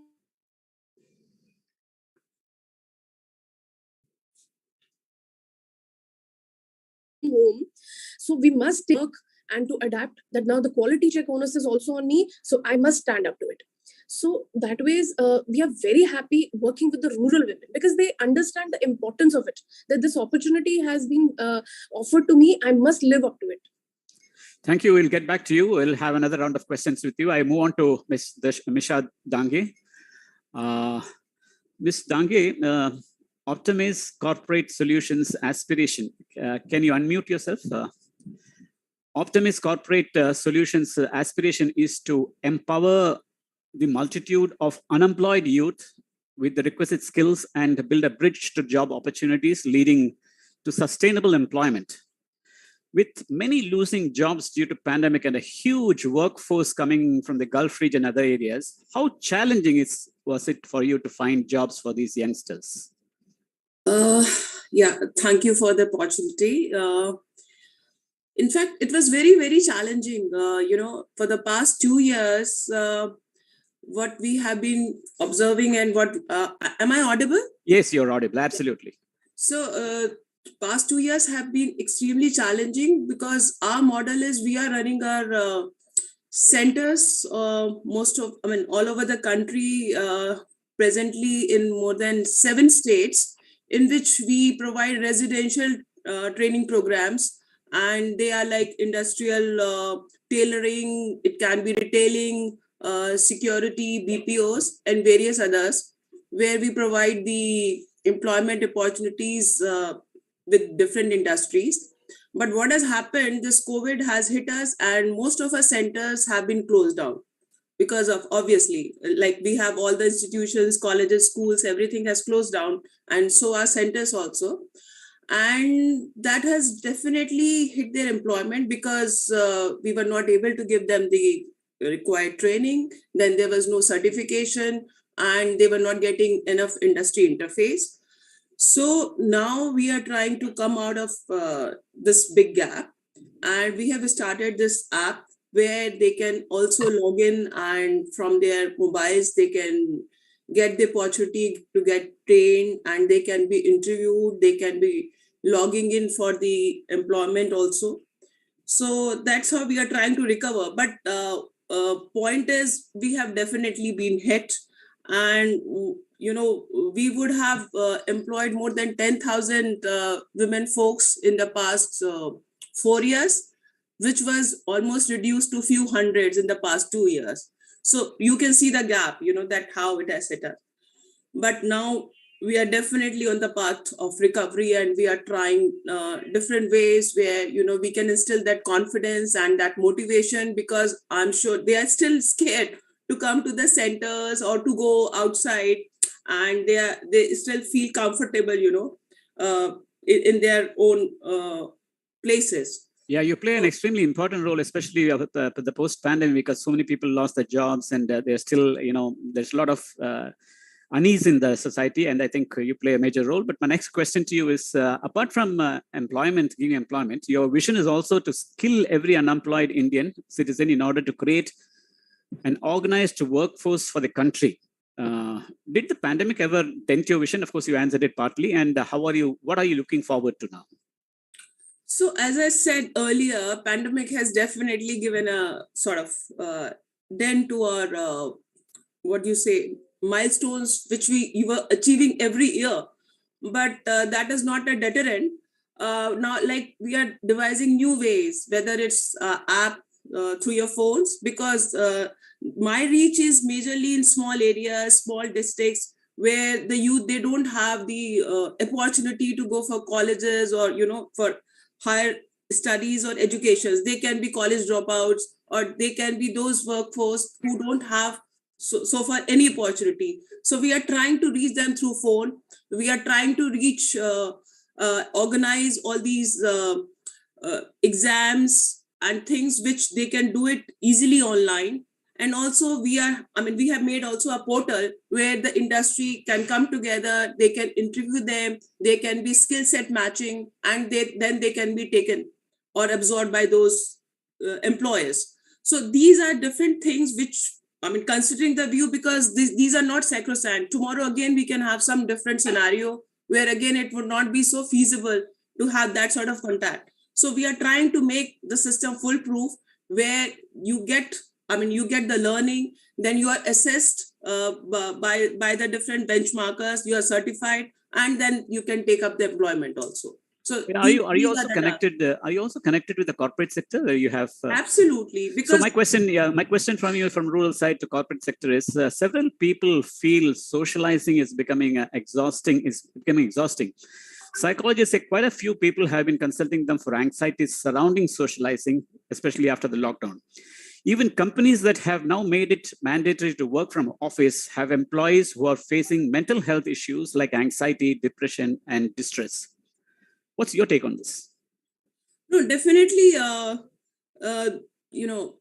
for 2 years almost, you can say that, with a gap of few months in between, we have almost been in lockdown.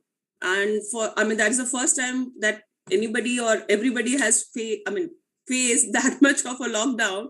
And, when you are not able to do your normal tasks, and you are, this is a very extremely emergency sort of situation where everybody is fighting for their own survival. Because in phase 2, when it was Delta phase, we all have seen that, we all were running and for our survival, for our family, for our colleagues, and it was so difficult. And the most important thing which has come out of this is how to care for your lifestyle. You have to be healthy, and life is not all about work or you just going out or socializing. It is also how you can make it more meaningful. How can you have a healthy lifestyle? How can you be, you can get all the emotional well-being with your families. You can try to get more creative. You can try to give vent to different things. So this has definitely altered I can say it's a paradigm shift to our lives. So this has been very instrumental, that how to lead towards our future, because anything unforeseen can happen. Yeah, one last question before I move on to my co-moderator Kishore is, after 2 years of work from home, how different would work from office be, especially when it comes to balancing work and private life space? I'm sure you would have heard about inertia. So inertia is whatever state you are and you get so used to it. So just change is not welcome. So I think I'm quite comfortable working from home.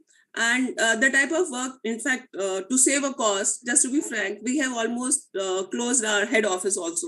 So only at the state level there are offices which are functional.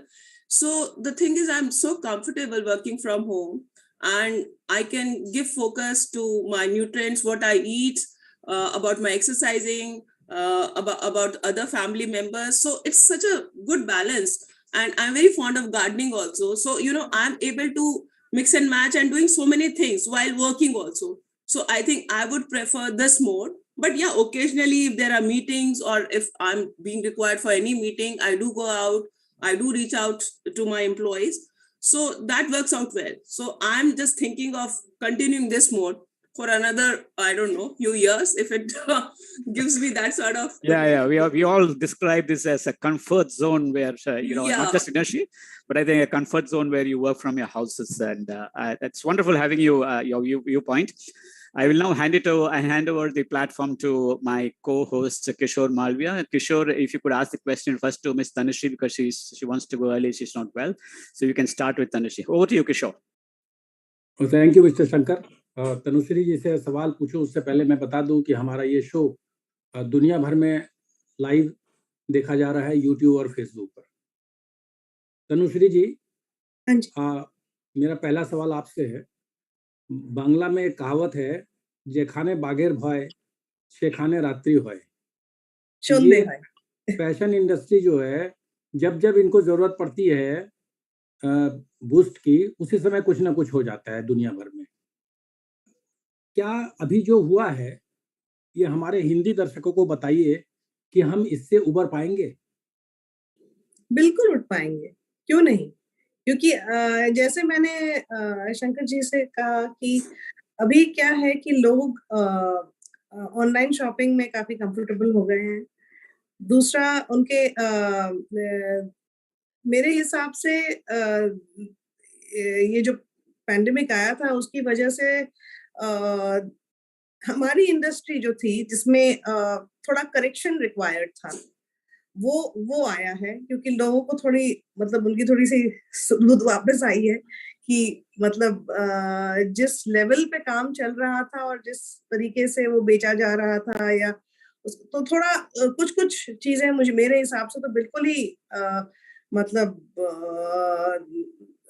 Ridiculous cost में बिक रही थी, या तो उस तरीके से लोगों को customer has become a lot more aware of what is available. तो उससे क्या होता है कि उनको चॉइस मिल गई है, quality of products has to be good. नहीं तो एक तरीके से वो कहते हैं ना, separating the wheat from the chaff, वो हो गया है पैंडेमिक की वजह से। और अगर आपका प्रोडक्ट अच्छा है, लोगों को पसंद आता है, तो क्यों नहीं खरीदेंगे, चाहे ऑनलाइन हो चाहे दुकान से हो। I don't see it as I think it's a blessing in disguise that it's separated all the a lot of the manufacturers who were not up to the mark. एक सवाल बैकलॉग को लेकर भी है, क्योंकि पेंडेमिक के दौरान और खासकर लॉकडाउन के दौरान और उसके बाद हमने फैशन इंडस्ट्री के मामले में अगर कुछ देखा है तो डिजाइनर मास्क देखा है। तो ये जो इंडस्ट्री पर जो प्रेशर है, वो इंडस्ट्री इस प्रेशर को कितना और कितने जल्दी और किस तरह से ठीक कर पाएगा? देखिए, हम लोग ने पैंडेमिक में एक भी मास्क नहीं बेचा, क्योंकि ये मेरे हिसाब से इट्स अ नेसेसरी आइटम। अगर हमने फ्री में काफी मास्क दिए थे, लेकिन जैसे अगर हमारे से आप एक कुर्ता खरीद रहे हैं या कुछ खरीद रहे हैं तो हम फ्री में देते थे। हमने एक भी मास्क नहीं बेचा, क्योंकि मेरी एक वो थी कि ये एक जरूरत है लोगों की, और उसके ऊपर मैं कैश इन नहीं करना चाहती। तो बट हाँ, बहुत सारे मास्क मैन्युफैक्चरर्स हैं अभी, और बट फाइनली अभी तो जो रिसर्च के बाद आया है, it has to be a K95 और an N95।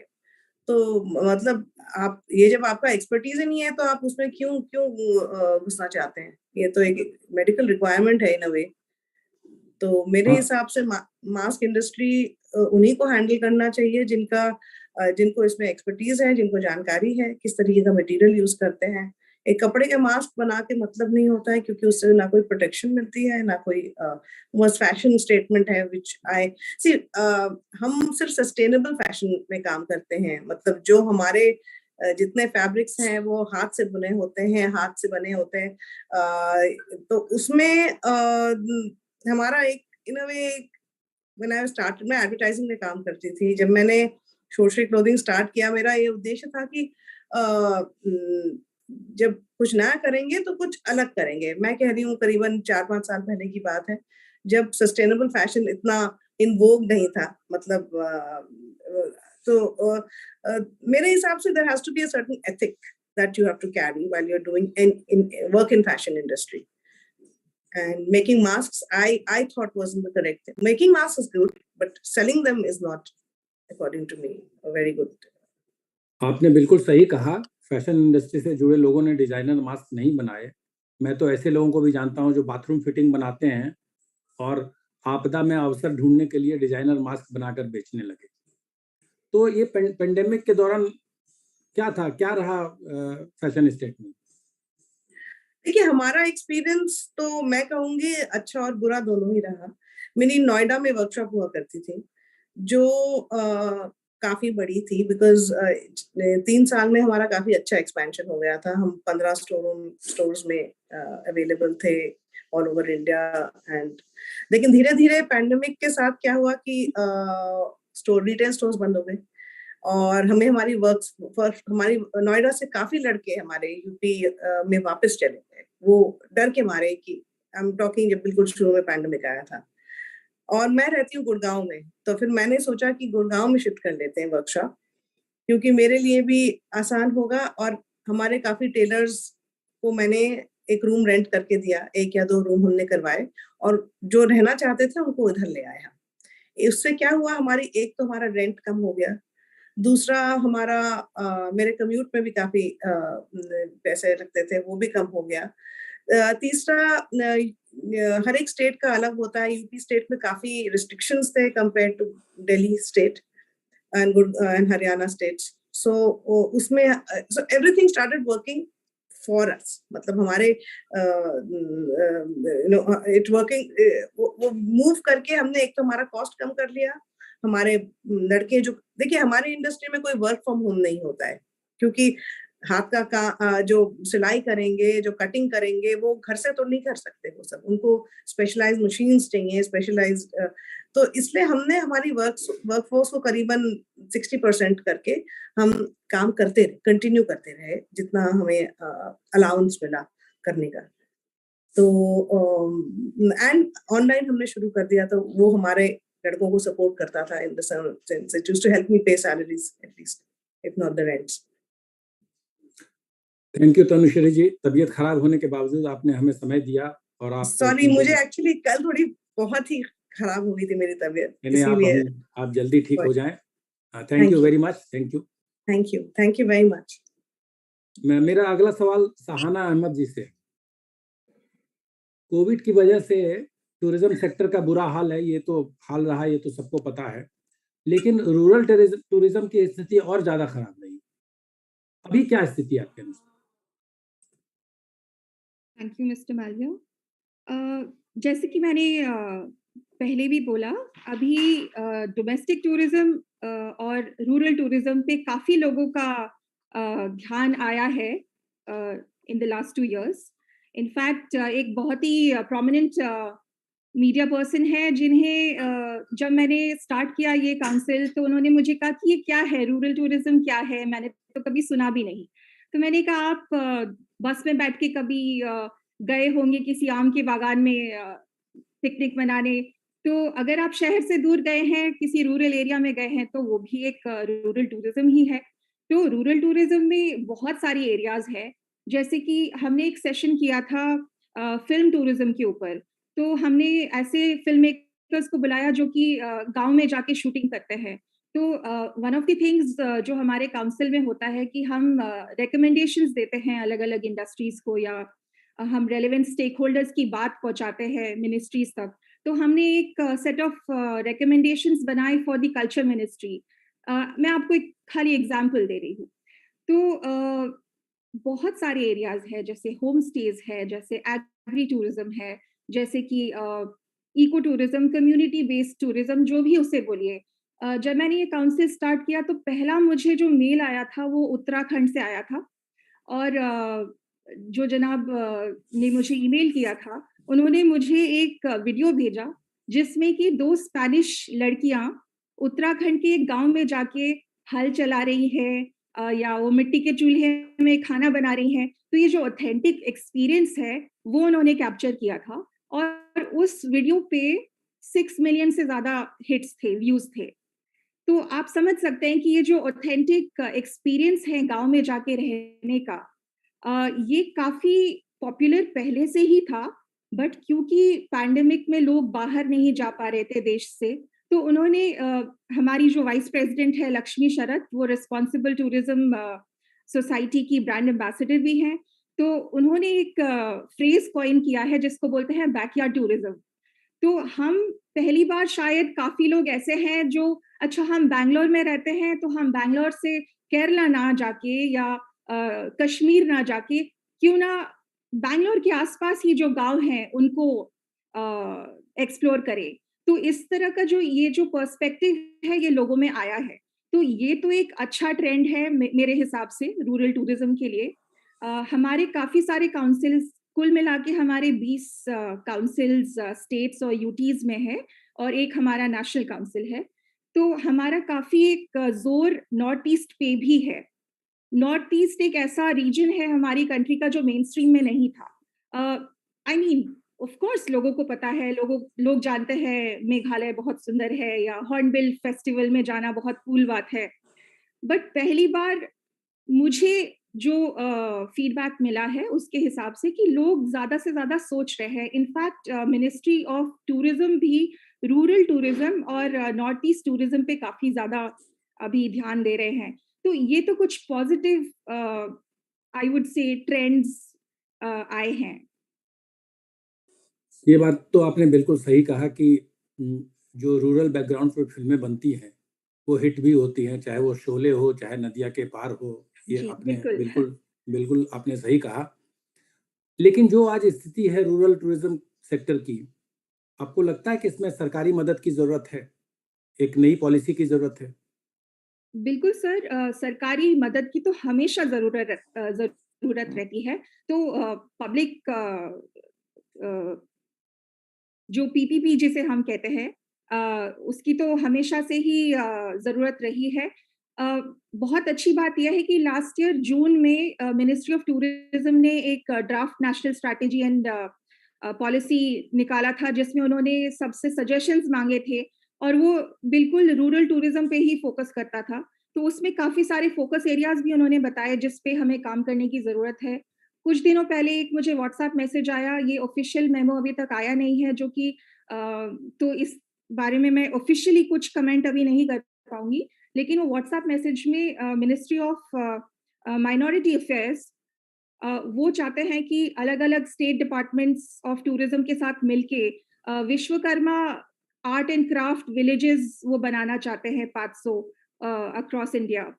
तो मेरे हिसाब से काफी इसमें ध्यान दिया जा रहा है ऑलरेडी, और हमने लास्ट ईयर बजट रिकमेंडेशंस भी भेजे थे मिनिस्ट्री ऑफ फाइनेंस को कि रूरल टूरिज्म सेक्टर, मतलब टूरिज्म में भी जो रूरल टूरिज्म सेक्टर है उसमें क्या क्या जरूरत है नई पॉलिसीज या इंसेंटिव्स देने की, स्पेशली फाइनेंशियल इंसेंटिव्स।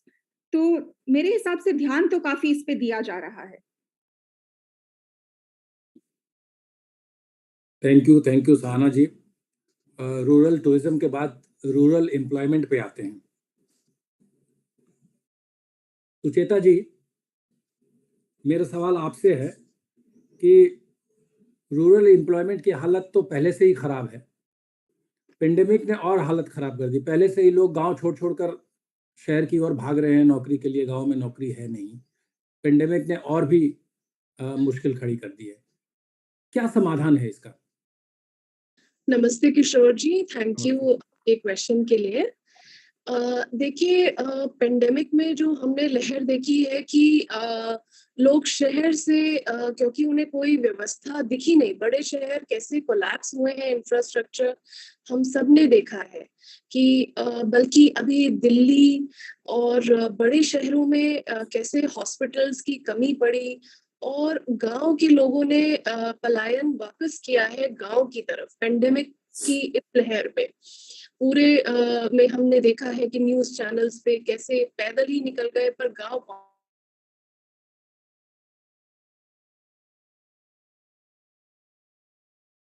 पहुंचना है। गांव में उनको पता है कुछ पिताजी कुछ मतलब रोटी की कमी नहीं पड़ेगी, उनको ये तसल्ली है, जबकि कि बड़े शहरों में रोटी पानी और व्यवस्था कुछ नहीं थी। तो जो लहर चली कि गांव वापस आए लोग और गांव में ऑलरेडी हम लोग उनसे उनकी जो हमारी हाउस वाइफ्स है जिनके साथ हम काम कर रहे हैं, तो वो लोगों ने बिना बोलते हैं ना माथे पे शिकन किए जो जो काम हमने नए बनाए, डिजाइनिंग की, व्हाट्सएप ग्रुप के थ्रू हम लोगों ने वो काम जारी रखा। हमने कभी भी काम बंद नहीं किया। दैट वाज थिंग कि हाँ, कुछ समय के लिए बोलते हैं ना, कभी पॉज एंड रिफ्लेक्ट करना चाहिए। कुछ समय के लिए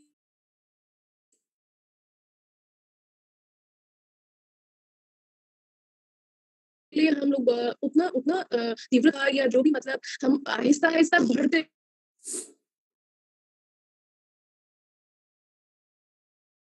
गए। लेकिन पॉज एंड रिफ्लेक्ट का भी हम लोग डिजाइनिंग वाले पार्ट है कि क्यों ना अभी पीछे देखा जाए कि हमारा काम कैसा था और अब उसको कैसे, और काम कभी बंद नहीं किया हमने। जो हमारे गांव की लेडीज है उन लोगों ने कंटिन्यू रखा, मतलब कभी हमने कभी बंद नहीं किया। तो वो बात हमें बढ़े चलो होता रहा हमारा। क्या आपको लगता है कि कोई हमारे यहाँ नेशनल पॉलिसी की जरूरत है जिसमें कि ज्यादा से ज्यादा रोजगार गांव में उपलब्ध हो, लोगों को शहर में नहीं भागना पड़े? बिल्कुल करेक्ट है, बिल्कुल करेक्ट है। क्यों हम ज्यादा से ज्यादा पॉपुलेशन शहरों में बुलाएं, और जब हम बोलते हैं ना जो डिवाइड है बिटवीन रिच एंड पुअर बड़े शहरों में इतनी ज्यादा फिर दिखती है, क्योंकि जो क्योंकि वो डिवाइड तभी कम होगी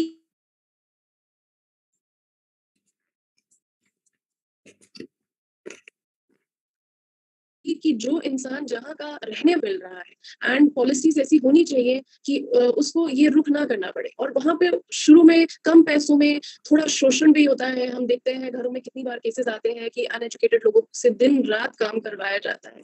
पॉलिसीज होनी चाहिए, उनके बच्चे चलिए माता पिता नहीं पढ़े, पर एक चीज का होना चाहिए कि बच्चे बिल्कुल अच्छे से पढ़ें और आगे उनका जीवन बहुत सुधरे। तो जीवन की जो होता है उसमें सुधार आना चाहिए, रहन सहन में, मेडिकेशन में, उनको अच्छी दवाइयाँ होनी चाहिए, उनका रहन सहन अच्छा होना चाहिए। जबकि यही लोग जब शहर में आ जाते हैं तो इनकी स्थिति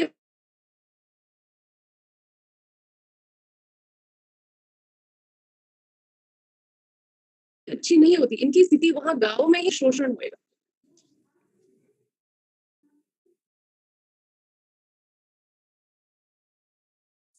चीप एम्प्लॉयमेंट के नाम पे, नहीं तो शोषण।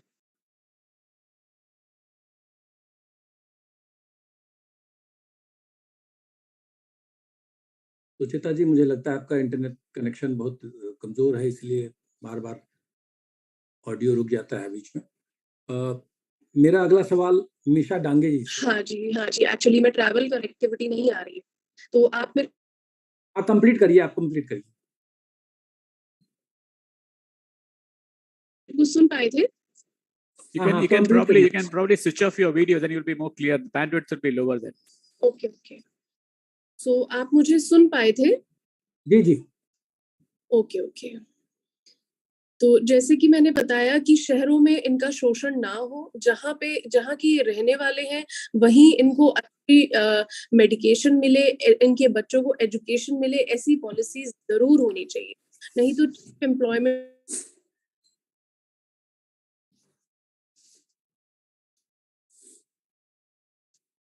के नाम पे इनका शहरों में जो रेट, तभी क्राइम रेट भी बढ़ता है जब इनको फील होता है कि नहीं मेरे लिए तो कुछ नहीं है, मेरे लिए तो शहरों में कुछ नहीं है। इनको देखिए तो हर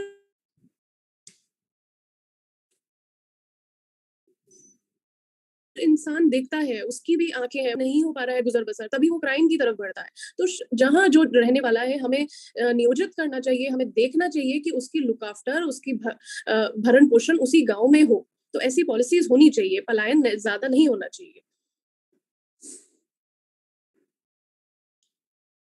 थैंक यू सुचेता जी। मेरा अगला सवाल मीशा डांगे जी से है कि वर्क फ्रॉम होम जो पेंडेमिक के कारण शुरू हुआ है, इससे महिलाओं की जिंदगी में क्या परिवर्तन आप देखती हैं, दोनों तरह की महिलाओं में, जो वर्किंग है वो भी और जो होम मेकर्स हैं वो भी?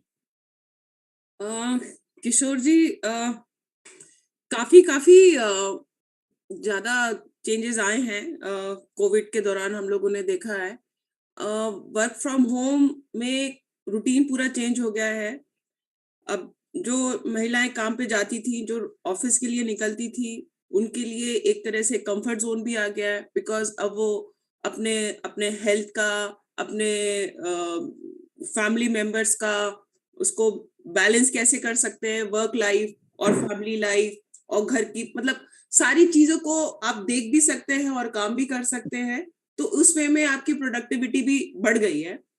But on the other hand थोड़ा सा क्या कहते हैं, जो स्पेशली फॉर होमली, जो घर पे ही महिलाएं जो घर से काम करती है, उनके लिए थोड़ी जिम्मेदारियां बढ़ भी गई हैं।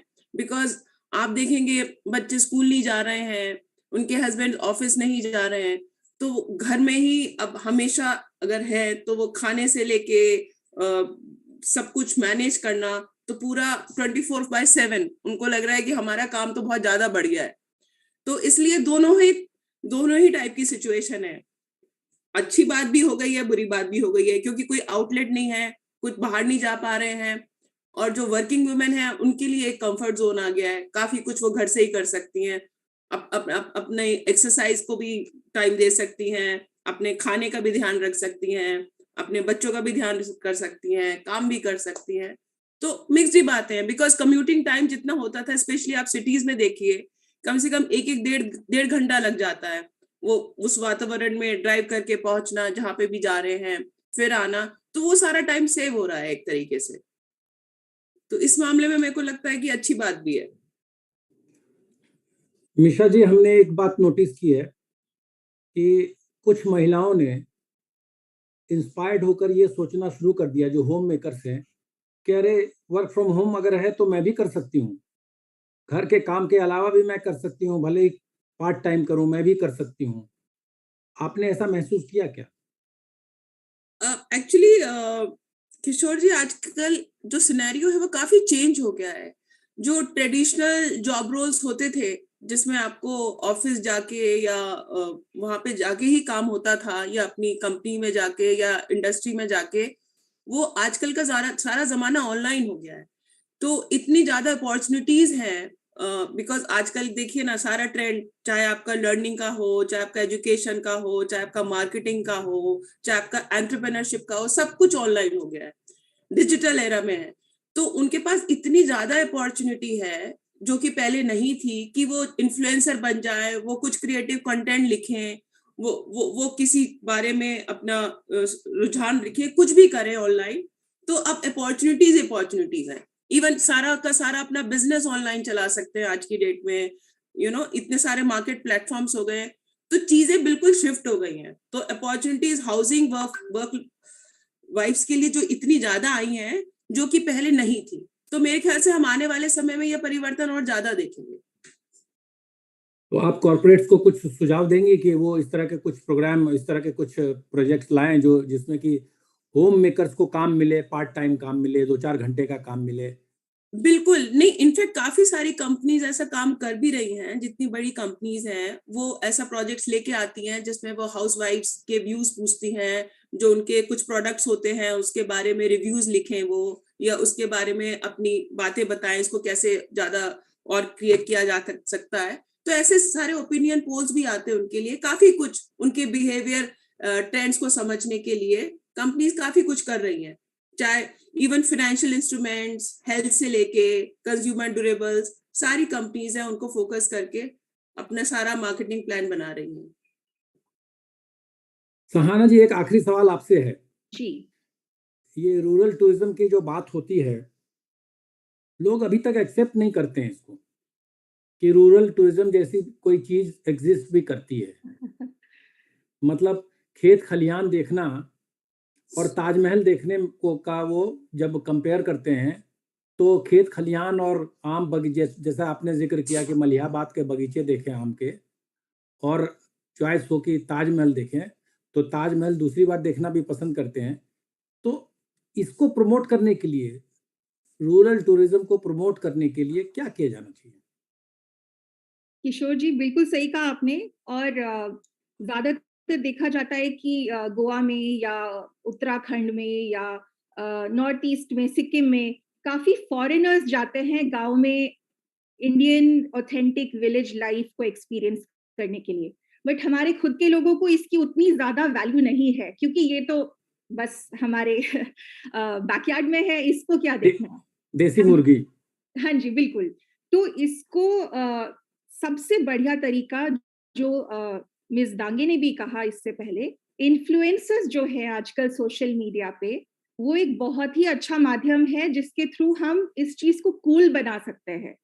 रूरल टूरिज्म, आप लद्दाख में सब बाइकर्स जाते हैं और वो एक बहुत ही टिपिकल आइटिनरी होती है लोगों की, बट लद्दाख में भी कुछ बहुत ऑफ बीट जगह है, या लोगों को तो बहुत सारे, पंजाब में इतनी सारी अलग अलग क्लस्टर्स हैं जिसको लोगों ने कभी एक्सपीरियंस नहीं किया है। अमृतसर जाते हैं, वो 3-4 चीजें देखते हैं, खाते हैं, वापस आ जाते हैं। बट शहर के बाहर जाके बहुत सारी एक्सपीरियंसेस आप कर सकते हैं। इसके बारे में ज्यादा से ज्यादा आजकल जो प्रमोशन और प्रचार हो रहा है वो मैं इंस्टाग्राम पे बहुत ज्यादा देखती हूँ।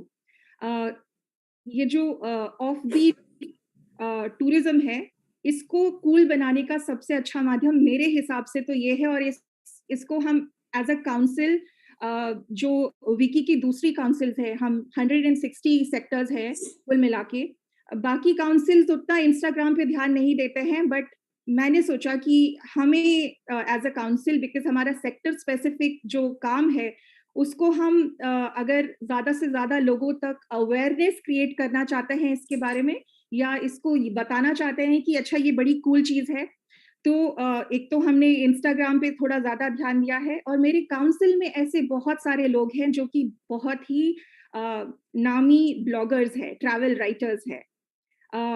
एक मैं एग्जांपल देना चाहूंगी, हमारे काउंसिल में national council member Kavya Saxena है। उन्होंने फर्स्ट लॉकडाउन के दौरान अपना 1 दशक से भी ऊपर का HR करियर छोड़ के, अपना सारा घर का सामान बांध के वो निकल पड़ी एक गाड़ी लेके, पूरे रूरल इंडिया में जा जाके वो जितने आर्ट एंड क्राफ्ट फॉर्म्स थे उनको डॉक्यूमेंट करना स्टार्ट किया उन्होंने इंस्टाग्राम पे। और आज की डेट पे वो ना खाली डिफरेंट स्टेट गवर्नमेंट्स की मिनिस्ट्रीज को, she has become a consultant, tourism consultant for them. But अगर आपने वो फेसबुक पे नास डेली देखा होगा, सिंगापुर बेस्ड, वो वहाँ की एकेडमी की इंस्ट्रक्टर भी बन गई हैं। तो बहुत ही ज्यादा स्कोप है, बस थोड़ा सा ध्यान इस पे ज्यादा स्पॉटलाइट हमें देने की ज्यादा जरूरत है। गोवा टूरिज्म का आपने बात किया, गोवा विलेजेस की बात की आपने, और लद्दाख विलेजेस की बात की। वो उनको वो लद्दाख विलेजेस को वो एडवेंचर टूरिज्म के रूप में ज़्यादा देखते हैं, और वहाँ तो फिर भी जाना चाहते हैं। लेकिन अगर झारखंड के गांव में, वेस्ट बंगाल के गांव में, छत्तीसगढ़ के गांव में जाने की बात हो तो वो बिल्कुल नहीं जाना चाहेंगे। तो ये तुलना थोड़ा सा बेमानी लगती है। जी, वो आपको मैं बताना चाहूंगी कि JNK, लद्दाख, वेस्ट बंगाल, सिक्किम, इन सारे स्टेट्स में हमारे काउंसिल्स हैं। और वेस्ट बंगाल में तो ज्योग्राफिकली भी डाइवर्सिटी है। आप नॉर्थ बंगाल चले जाएं तो बिल्कुल अलग है, और आप अगर सुंदरबंस की तरफ चले जाएं तो अलग है। आप झारखंड से जो डिस्ट्रिक्ट्स पास पड़ते हैं, पुरुलिया वगैरह, उनका एक्सपीरियंस बिल्कुल अलग है। तो मैं नहीं मानती जो आप कह रहे हैं कि वो उतना ज्यादा लोगों को पसंद नहीं आता है। बहुत ज्यादा लोग आजकल वहां जाना चाहते हैं। हमारे जो ऑन द ग्राउंड पार्टनर्स हैं उनके हिसाब से तो काफी ज्यादा लोग इनफैक्ट जो ट्राइबल लाइफ है उसको उसका टेस्ट लेने के लिए काफी लोगों में काफी उत्साह है इसके बारे में. Thank you Sahana ji, thank you. Over to you mister Shankar. Thank you, Kishore. One question to you, Ms. Sahana, is that workation. There is people who combine vacation with work is also becoming part where they go to rural areas. Is this emerging as a part of your rural tourism plan? I'm so sorry, Mr. Shankar, I couldn't hear you clearly.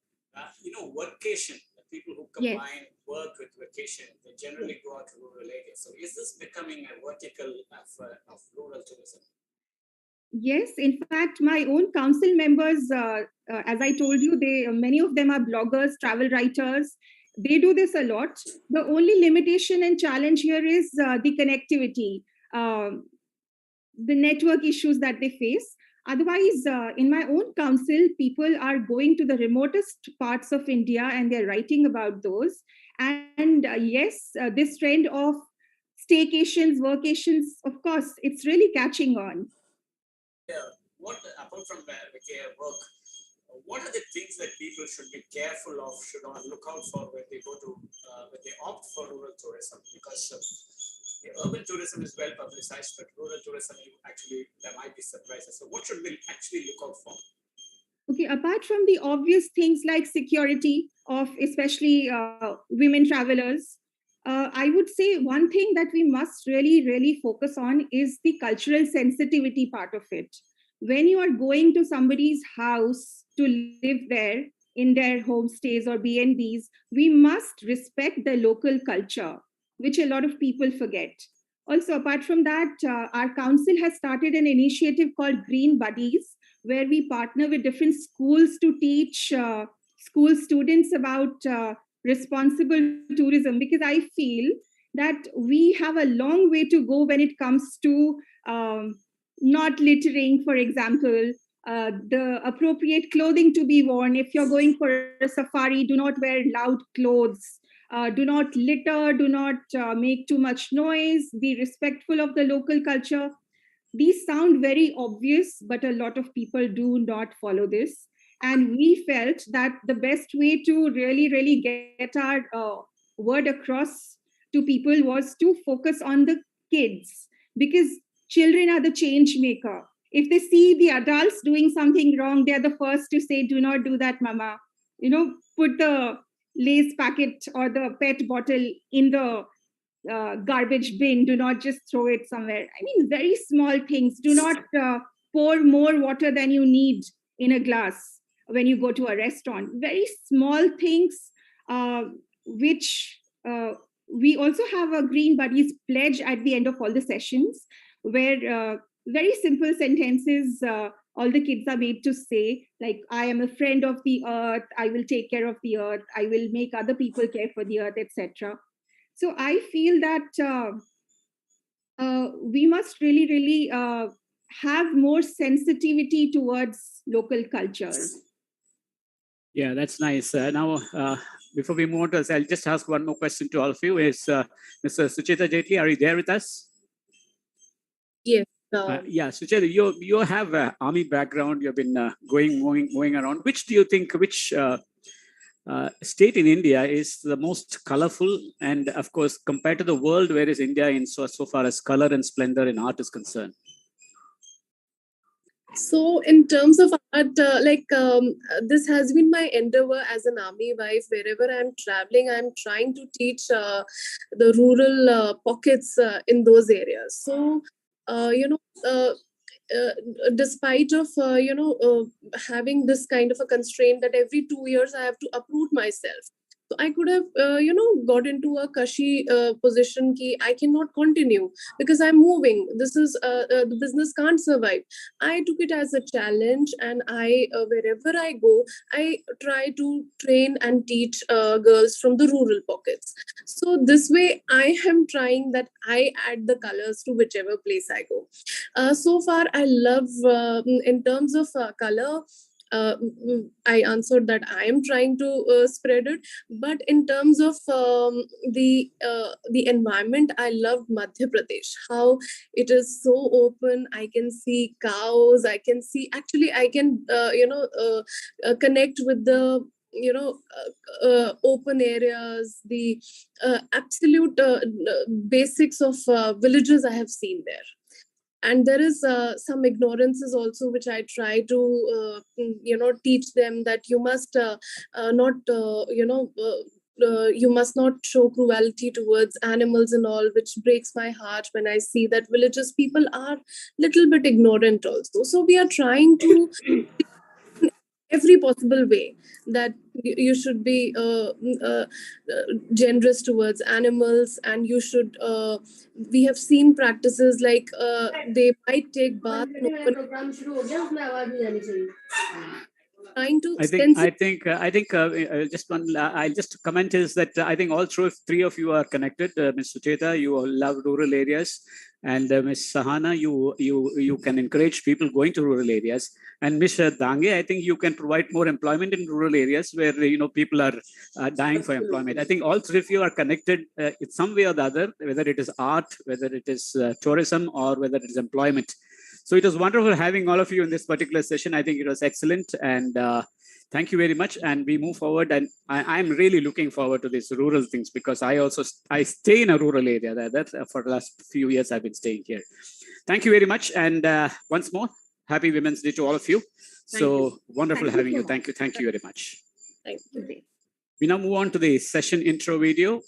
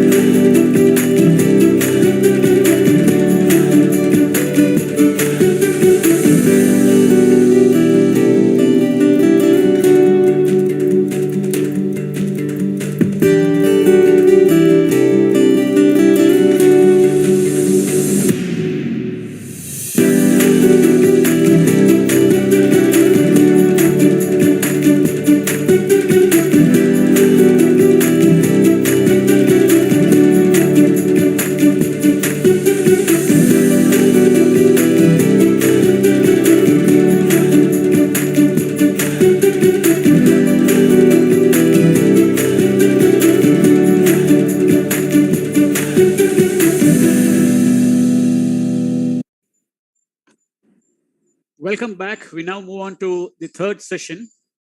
And before that, I would like to remind our viewers that we are live on Facebook and YouTube. And the third session is also, we have an interesting topic on women communicators, roles enhancement in COVID times.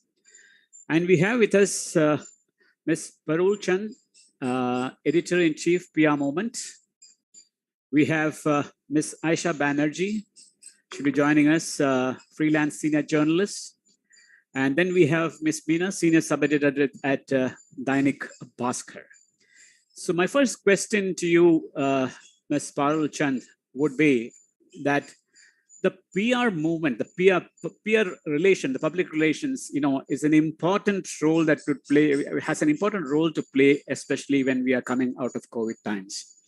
Now, my question to you is, what happened to PR during the COVID lockdown and during when companies were actually going through a terrible phase? And where are you placed now that the companies are slowly taking off? So you can you can divide the question in two ways. Over to you. Thank you. Thank you so much for inviting me. I'm very happy to be here. I just want to clarify, PR movement covers the PR sector as a journalist. I'm not a PR practitioner myself. So through my observations, I'm sharing what happened. Yes, the pandemic was very tough for the PR firms, but what was very interesting is that whether they were small, medium, or large size firms, they put in all measures that they could to retain their staff and support their staff. They did suffer from reduction of clients, etc. But very few of them actually, I've not heard of a single PR firm which actually shut down. So they in fact did very well. Yes, they had to cut some pay, but from what I know now, all the pay has been fully restored. And actually, it's a boom time for PR because what the pandemic really showed people was that the way you manage your reputation and outward communication matters even more. And more interestingly, how you communicate with your employees became very important. Otherwise, internal communication is like the stepsister of reputation management. But it became extremely important, and I would say it's a boom time for PR firms now. Some of them have told me that they have, earned more in this last quarter of last year than they have in the whole year. So it's actually a phenomenal boom time. They're also very aware of the responsibilities towards correct communication. Health communicators have really worked extensively well. It's interesting to note that a lot of the health leaders health communication leaders in pharma firms are all women. And they've done a phenomenal job, whether it is medtech devices or pharma or hospitals. They've done a phenomenal job in ensuring credibility of information. Thank you. What is the actual role of PR journalists, when they're in this particular scenario? And as you rightly said, more women are there in this particular field. What is the link between these two? So basically, first of all, the role of women journalists, as PR journalists rather. So PR journalists are basically, it's a B2B magazine. So it's their trade magazines. So what happened when PR movement entered the market 10 years ago, that PR was not used to being covered as a beat. And my fellow colleagues on the panel would know when I say was not used to being covered as a beat. They were always behind the scenes, planning the PR and outreach. And there is always a skirmish between journalists and PR that you're trying to sell us something and, don't harass us. So that relationship is slowly evolving, especially with digital journalism coming in. And so there are a lot of women. In fact, I would say two categories, TV journalism and PR, have offered women great opportunities. And they have really, they've covered everything. I myself, as a TV journalist earlier, have had the opportunity to cover politics at the national level, at the state level. I've covered, states like Telangana, what is now Telangana, where at that time Naxalite activity was at a height. So we've been very lucky to have bosses, and a lot of them were men, who did not differentiate between, whether I can send a journalist for a hard political story. So these are two sectors which have really encouraged women. Earlier, it was only at the troops level, but now increasingly leadership through policy and through encouragement both. The leadership is becoming increasingly female in PR. There's a question from one of our viewers. She's asking, again, it's a she. She's asking whether what should I do? I'm in a journalism course. Should I opt for PR or should I opt for mainstream? Of course, I love PR, but then can you tell me what exactly should I look out for? So I think I've worked on both sides of the spectrum, and many journalists would regard going to PR as going to the dark side. It's not something they would like to do. But I remember a few years back, I was a journalist myself. So when somebody moved out from journalism school and said, I went to PR, that's the first question that we'd ask, PR? Why did you move to PR? Why not mainstream journalism? So that, but of course, now it is gone, and PR people are looked upon with great respect because they have become, journalists have become increasingly dependent on them also. Yes, now your take, yes. Yes, so I would say that, it depends, firstly, a lot depends on your temperament. Because the moment you move from journalism to PR, the biggest change for you, for all journalists, and that's the place where they trip up, is that you are now the other end. You have to call journalists and ask them to do stories. You're pitching stories. But I would say that this is a very exciting time to be in PR. Unfortunately, much as it pains me to say, journalism, the opportunities are less unless it is digital journalism. Though I'm not saying print will not do well, it will always do well. And there is a lot of mainstream, but there's a slowing down of growth. There is that model of event-based and sponsorship and advertising is being questioned the world over. You have papers like Washington Post and New York Times have completely gone into subscription mode. In India, that is a hard climb, but we have, like the Ken, and during the pandemic, all papers have gone into subscription mode online. So opportunities in digital journalism, definitely a lot. And one big thing in digital journalism is that you will be an influencer yourself. So that whole thing of the journalist should be behind the scenes. When I was growing up as a journalist, my editor never took a byline. But here I'm forced to take a byline because it's expected of the editor to be out there and being more public. So I think the biggest change is that can you understand the shift of having to call PR people. On the other hand, the work you'll do in PR is as a journalist, you know how to do a story, you know how to crack a campaign, you understand the communication very well. So it's a very good skill set to transit into PR. The range of clients you get, you're used to fast pace. PR is very fast paced, so you'll not have a problem there. The only problem would be the attitude shift that I have to now call up and pitch. And as journalists, we're not used to doing that. We're used to receiving pitches. The money is way better in PR. There's no doubt about that, especially if you are brand side, as they say, Copcom. So I would say explore it. If you can, explore first inside that can I take that attitude shift? So thank you.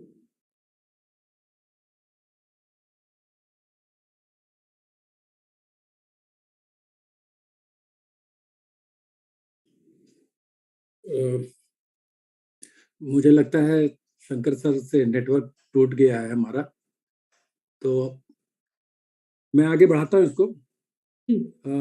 Miss Meena, मेरा सवाल आपसे है, pandemic में सबसे बड़ी चुनौती थी खबरों की सत्यता की जांच। आपने इस चुनौती को कैसे हैंडल किया? क्योंकि अफवाह बहुत उड़ाए जाते थे, व्हाट्सएप यूनिवर्सिटी बहुत काम करता था, आपने इसको कैसे हैंडल किया, आपने और आपके संस्थान ने? किशोर जी, बहुत सही सवाल है और हर जर्नलिस्ट के लिए एक बड़ी चुनौती बन गई थी कि हर तरफ इतनी सारी इंफॉर्मेशन थी, सोशल मीडिया से लेकर के तमाम सोर्सेस से चीजें आ रही थी। अब उसमें से वो गेट कीपिंग कर पाना कि कौन सी खबर सही है, कौन सा फैक्ट सही है, वो वाकई में एक चुनौती तो रही। लेकिन उसको हम लोगों ने उसकी सत्यता की ऐसे ही जांच की कि जो जहां से फैक्ट आना चाहिए, जो एक पर्टिकुलर ऑर्गेनाइजेशन है, अगर किसी तरीके का डेटा आ रहा है तो वो किस जगह से, उसका सही संस्थान है जहां से हमें इंफॉर्मेशन मिलनी चाहिए, वहां के लोगों से संपर्क करना, उनसे बात करना। हालांकि बहुत बार ऐसा हुआ कि चीजें कहीं कुछ भी नहीं निकल कर आ पा रही थी, कुछ भी नहीं मिल पा रहा था। तो जैसे तैसे कोई स्टडी आ रही है या कुछ और, हमारे अपने जो इनपुट्स हैं, हमारे अपने जो रिपोर्टर्स हैं, वो कहाँ तक जा पा रहे हैं, वो कैसे इंफॉर्मेशन लेकर के आ पा रहे हैं, तो उनके थ्रू डेस्क तक चीजें आ पा रही थी और फिर खबरें सबके बीच में पहुंच पा रही थी। क्या एक महिला होने के नाते आपको पेंडेमिक के दौरान क्या दिक्कत हुई पत्रकारिता में? क्या ये कह सकते हैं कि महिला पत्रकारों को ज्यादा झेलनी पड़ी? देखिए, जरूर ये बात ठीक है कि ज्यादा झेलनी पड़ी, लेकिन ये तब ज्यादा झेलनी पड़ी जब तक लॉकडाउन जब लगा था, उस वक्त तो कुछ संस्थान थे जो बुला रहे थे अपने एम्प्लॉयज को ऑफिसेज में, और कुछ ने वर्क फ्रॉम होम कर दिया था। तो जब वर्क फ्रॉम होम वाली स्थितियां आई हैं, उस वक्त में ये था कि उनके ऊपर जो काम का प्रेशर है वो डबल हो गया था। वो ऑफिस का काम भी कर रही है, वो घर का काम भी कर रही है, और घर में अगर कोई कोविड पेशेंट है या हो गया है तो उसकी देखभाल के लिए उनको खुद को कैसे अपना मेंटल स्टेटस बनाना पड़ रहा है, क्योंकि खबरें भी ऐसे ही उनके पास आ रही हैं कि आज इतने केसेस आ गए हैं, ये सिम्टम दिख रहे हैं तो कोविड हो सकता है। जो बिल्कुल जो शुरुआती टाइम था कोविड का, उस वक्त में इतनी सारी कंफ्यूजन थी लोगों के बीच में, और महिलाएं तो सबसे ज्यादा सफर कर ही रही थी, क्योंकि उनको घर ऑफिस दोनों चीजें उस वक्त वर्क फ्रॉम होम में और ज्यादा संभालनी पड़ रही थी। और फिर एक वो बैकबोन जो हमेशा हम मानकर चलते हैं कि वो संभाल लेंगी चीजों को, तो वो उनके ऊपर और एक बढ़ गई थी जिम्मेदारी कि मुझे नहीं टूटना है या मुझे नहीं हार माननी है। मैं उस वक्त में जब हम लोगों के पास ऐसे केसेस बहुत आ रहे थे, और मैं जागरण में, जनसत्ता से जागरण में आ गई थी और तब हेल्थ पर ही काम कर रही थी। उस वक्त में सेकेंड वेव, कोविड की जो सेकेंड वेव थी, तो हर तरफ हम लोग सोशल मीडिया देख रहे हैं, कहीं भी देख रहे हैं, हर इतना दुख, स्टूडेंट है वो परेशान हो रहे हैं, जो अकेले यहाँ रह गए वो अलग परेशान है, जिनके लोग चले गए इस दुनिया से वो परेशान है। तो इतना दुख था हर तरफ कि मुझे समझ नहीं आ रहा था कि मैं अगर ऐसी ही खबरें लिखूंगी कि आज इतने लोग नहीं रहे इस दुनिया में, ऐसे ऐसे सिम्टम अगर देख रहे हैं तो आपको कोविड हो सकता है, तो लोग और डरेंगे। वो डराने वाले कॉन्सेप्ट से इतर मैंने दूसरा एक तरीका अपनाया है कि क्यों ना ऐसे लोगों को ढूंढा जाए जो इस मुश्किल वक्त में भी कुछ अच्छा कर रहे हैं। जैसे फेसबुक पर मैंने जब देखा तो कई लड़कियां ऐसी थी जो घर में खाना बना करके उन पेशेंट्स को पहुंचा रही हैं जो कोविड से परेशान हैं। उन्होंने होम डिलीवरी करवाई, अपने घर से खाना बना करके वहां तक भेजा है। उनके खुद के घर में हस्बैंड पेशेंट है, छोटा बच्चा है, उसकी भी केयर कर रही है, और उसको ठीक करने के लिए पूरी तमाम चीजें वहां लिख रही है कि आज हम लोग यहाँ लेकर के गए, अपने हस्बैंड को यहाँ दिखाया। बहुत सारे ऐसे मैसेजेस हम लोगों के पास आ रहे थे कि कोई सिलेंडर हमको नहीं मिल रहा है, या किसी तरीके की दवा हमें नहीं मिल रही है, कहाँ से मिल सकती है। तो क्राइसिस तो बहुत था, लेकिन उसमें से तरीका मैंने अपने लेवल पर यही ढूंढा था कि क्यों ना मैं पॉजिटिव चीजें दूं इस बीच में, कि जो लोग हेल्प कर रहे हैं दूसरों की, ताकि मेंटली ज्यादा परेशान ना हो लोग, और उनसे कुछ सीख पाए कि अगर दुनिया परेशान है तो हम भी कुछ एक ग्रुप बनाते हैं जिसमें लोगों की मदद करने के लिए इन्फॉर्मेशन पहुंचाए। उस समय सबसे बड़ी दिक्कत थी इन्फॉर्मेशन की, कहाँ पर क्या मिल रहा है। तो वो इन्फॉर्मेशन पहुंचाने के लिए अलग अलग ग्रुप्स बनाए, अलग अलग लोगों से मिले। वैसे तो नहीं मिल सकते, लेकिन फोन के जरिए हम कैसे बूस्ट कर सकते हैं किसी का कॉन्फिडेंस। तो ये मैंने अपने लेवल पर किया था, उस तरीके की रिपोर्टिंग करके। मीना जी, आपका अखबार अपेक्षाकृत निष्पक्ष माना जाता है, थोड़ा साहसी भी। किसी तरह का पेंडेमिक में आपने कोई दबाव झेला आपके अखबार में? मैं सच बताऊं तो मैंने इस तरीके का कोई दबाव नहीं झेला। मैं जब जनसत्ता में थी, जब कोविड आया ही था, तो लॉकडाउन में भी हम लोग ऑफिस जा रहे थे, क्योंकि प्रिंट था, तो प्रिंट का सारा सिस्टम घर पर ले आना बहुत मुश्किल था। और हम भी, संस्थान भी सीख रहा था, हम भी सीख रहे थे कि घर से काम कैसे करवाया जा सकता है। तो वो क्वार्क है जिस पर पेपर डिजाइन करना है, वो सारी चीजें घर तक कैसे आ पाए, वो एक टास्क था संस्थान के लिए। लेकिन धीरे धीरे सीखा, वो चीजें घर पर आई तो वर्क फ्रॉम होम मिला। दिक्कत ये आ रही थी कि सड़कें सारी बंद थी, लॉकडाउन था, सब कुछ, दुकानें बंद है, सब कुछ बंद है, हर तरफ से नेगेटिव नेगेटिव चीजें आ रही है, और हमें बाहर निकलना है, ऑफिस जाना है, रास्ता देख रहे हैं हर तरफ खाली है, पुलिस है बहुत सारी। तो वो ना एक अलग सी एंजाइटी थी। यहाँ से जो देख रहे हैं वो नेगेटिव चीजें, वहां देख रहे हैं वो भी नेगेटिव चीजें। तो ये एक लेवल था। उसी बीच में मैं आ गई थी जागरण में, जो कि डिजिटल सेक्शन था, जहां मुझे सिर्फ और सिर्फ हेल्थ पर लिखना था। वहां मेरे पास किसी भी तरीके का कोई दबाव नहीं था कि मुझे क्या लिखना और क्या नहीं लिखना है। वो मैंने अपने लेवल पर तय किया था कि मुझे ऐसी सूचना लोगों तक पहुंचानी जिससे लोग डरे नहीं, घबराए नहीं, क्योंकि डेटा बहुत सारा था, हर तरफ लोग डर ही रहे थे। तो मैं ऐसे लोगों को खोज रही थी जो दूसरों की मदद में लगे हुए हैं, जिससे कि उनको ये समझ आ पाए कि चलो प्रॉब्लम हमारे पास भी है, लेकिन हम दूसरों की कैसे मदद कर सकते हैं। तो ये मैंने उस जगह पर किया। और अब मैं आ गई हूँ भास्कर में, तो तब तक कोविड और ये सारी चीजें मतलब नहीं रही या कम हो गई। तो यहाँ आने के बाद वैसी चीजें रही नहीं, और फिर लोग भी उस तरीके का फिर पढ़ने में इंटरेस्ट नहीं दिखा रहे थे, दिलचस्पी नहीं दिखा रहे थे। पारुल जी, पेंडेमिक के दौरान हमने देखा कि लोगों ने विदेशी मीडिया पे ज्यादा भरोसा किया। वॉशिंगटन पोस्ट, BBC और विदेशी मीडिया ने भारतीय समाज के साथ, भारतीय सरकार के साथ, भारतीय वातावरण के अनुसार रिपोर्टिंग नहीं की, थोड़ा एग्जेजरेट किया, थोड़ा बढ़ा चढ़ा कर पेश किया, तो हमने उन पे ज्यादा भरोसा क्यों किया? क्या हमारी मीडिया की क्रेडिबिलिटी कम हुई है या उनकी बढ़ी है? थिंक हमारी मीडिया की क्रेडिबिलिटी बहुत कम हो गई है, खासकर टीवी न्यूज़ की वजह से। जब मैंने टीवी न्यूज़ में अपनी लाइफ शुरू की इन 1993, इस तरह की रिपोर्टिंग तो मतलब it was out of question की जिस तरह। और जो राहुल के साथ हुआ कुछ दिन पहले, when he mixed up guest को ही मिक्सअप कर दिया, तो आई डोंट थिंक कि जो टर्म गोदी मीडिया है बिल्कुल सही है। अगर आप न्यूज़ ऑनलाइन जाके न्यूज़ लॉन्ड्री की न्यूज़ देखें या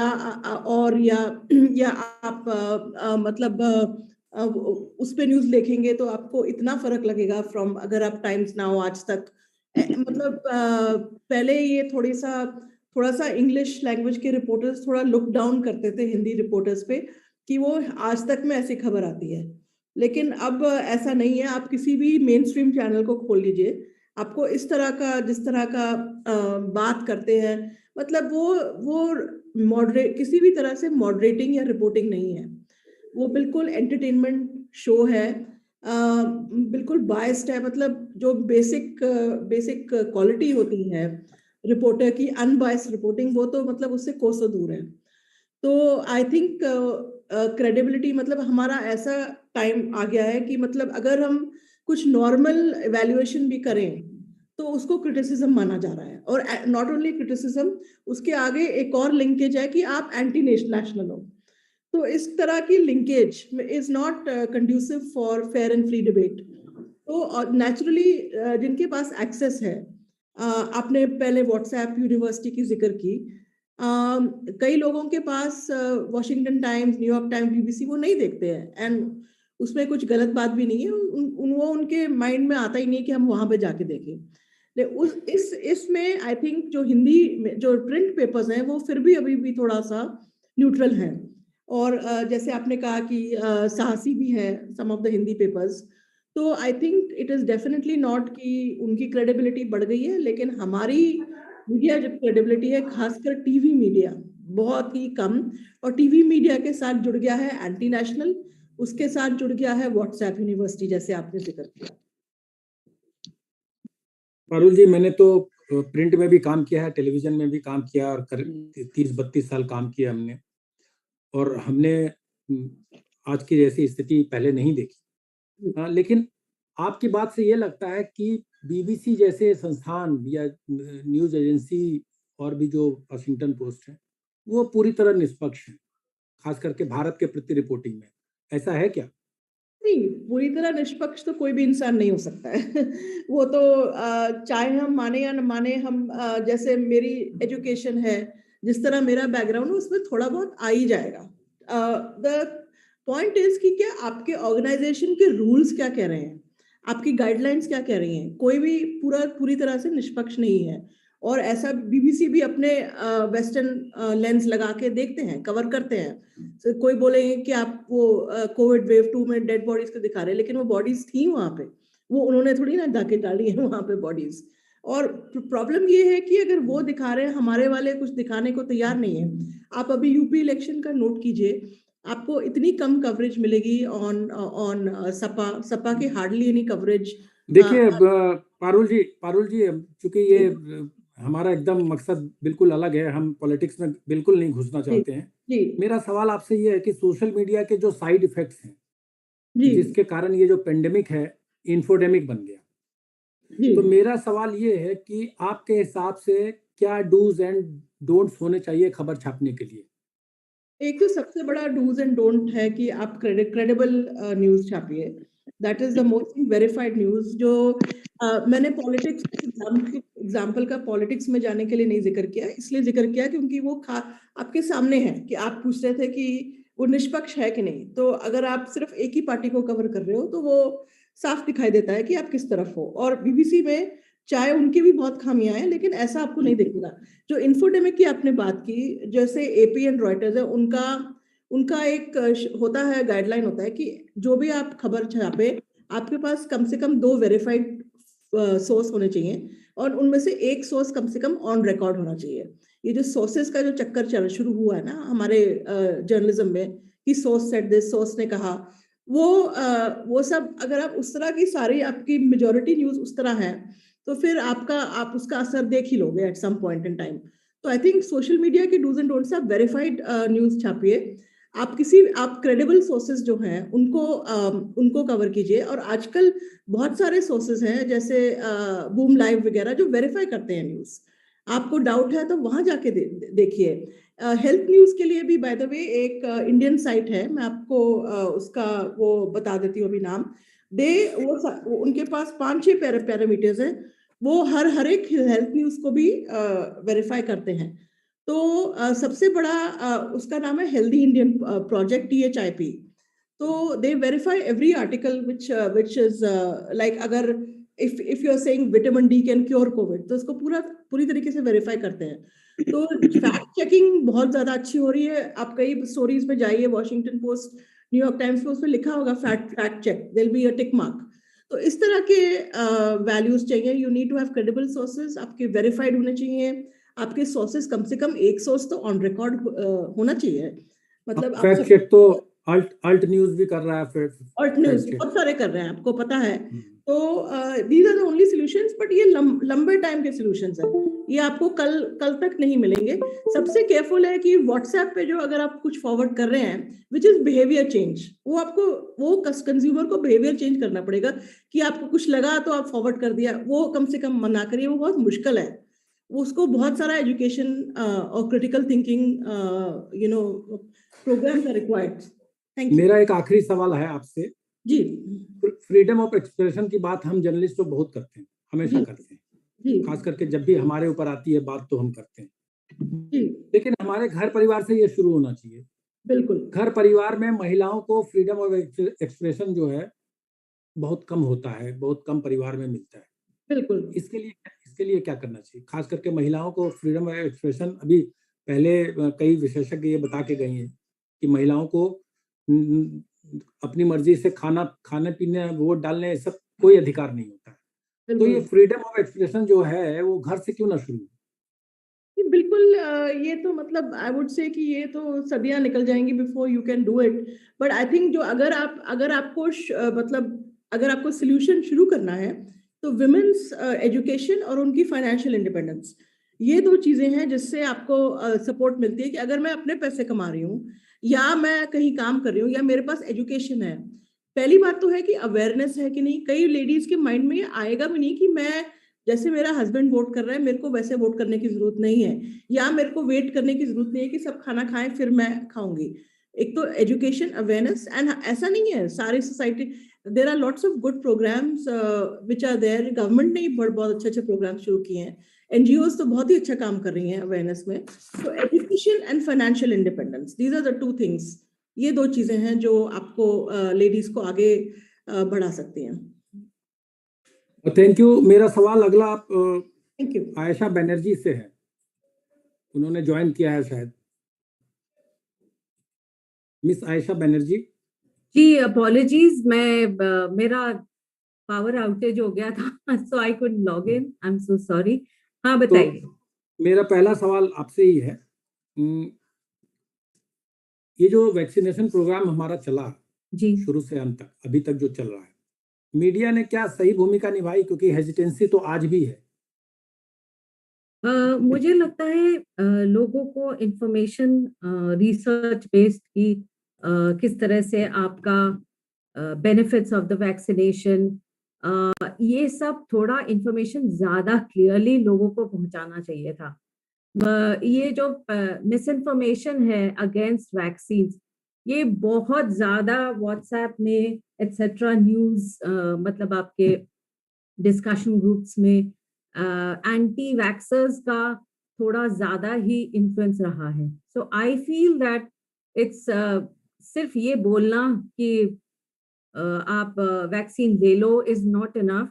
ऑल्सो ये जो आपका वेरियस प्लेटफॉर्म्स में इंफॉर्मेशन आता है कि आपको फ्रेंड्स फॉरवर्ड करते हैं कि इससे हार्ट का प्रॉब्लम हो जाएगा, यंग मेन को इफेक्ट कर रहा है, ये इनको मिथ्स को बस्ट करना पड़ेगा. There should be more information coming from researchers and doctors, and it should be very clearly spelled out. आजकल हम लोग ये जार्गन जो होता है मेडिकल, उसको क्लियरली आपके ऑडियंसेस को पुट अक्रॉस नहीं कर सकते हैं. इसके ऊपर मुझे लगता है there should be a lot more stress from media houses.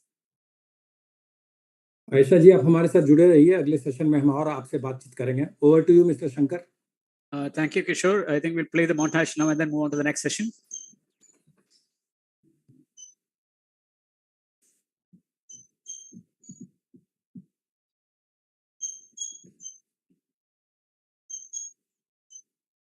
I think we'll move on. Yeah.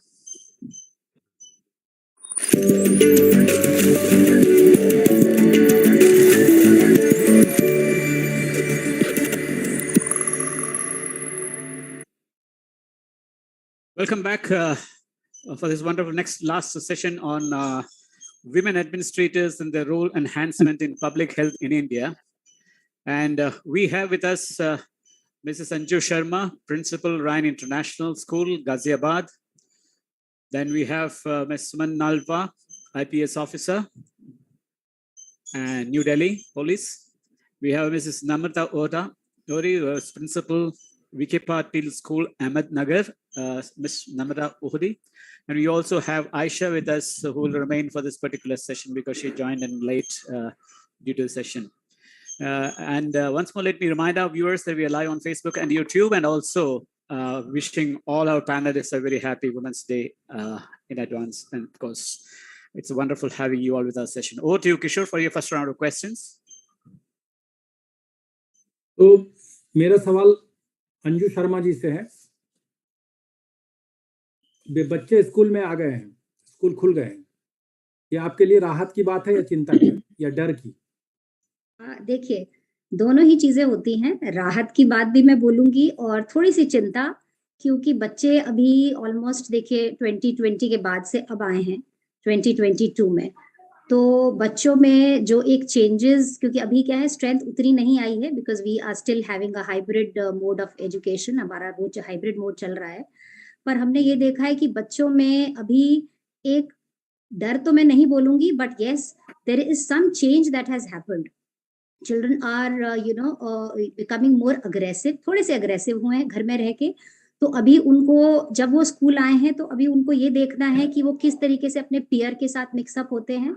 Because उनका जो रिलेशनशिप है, this social relationship, I think that is very very important in this scenario.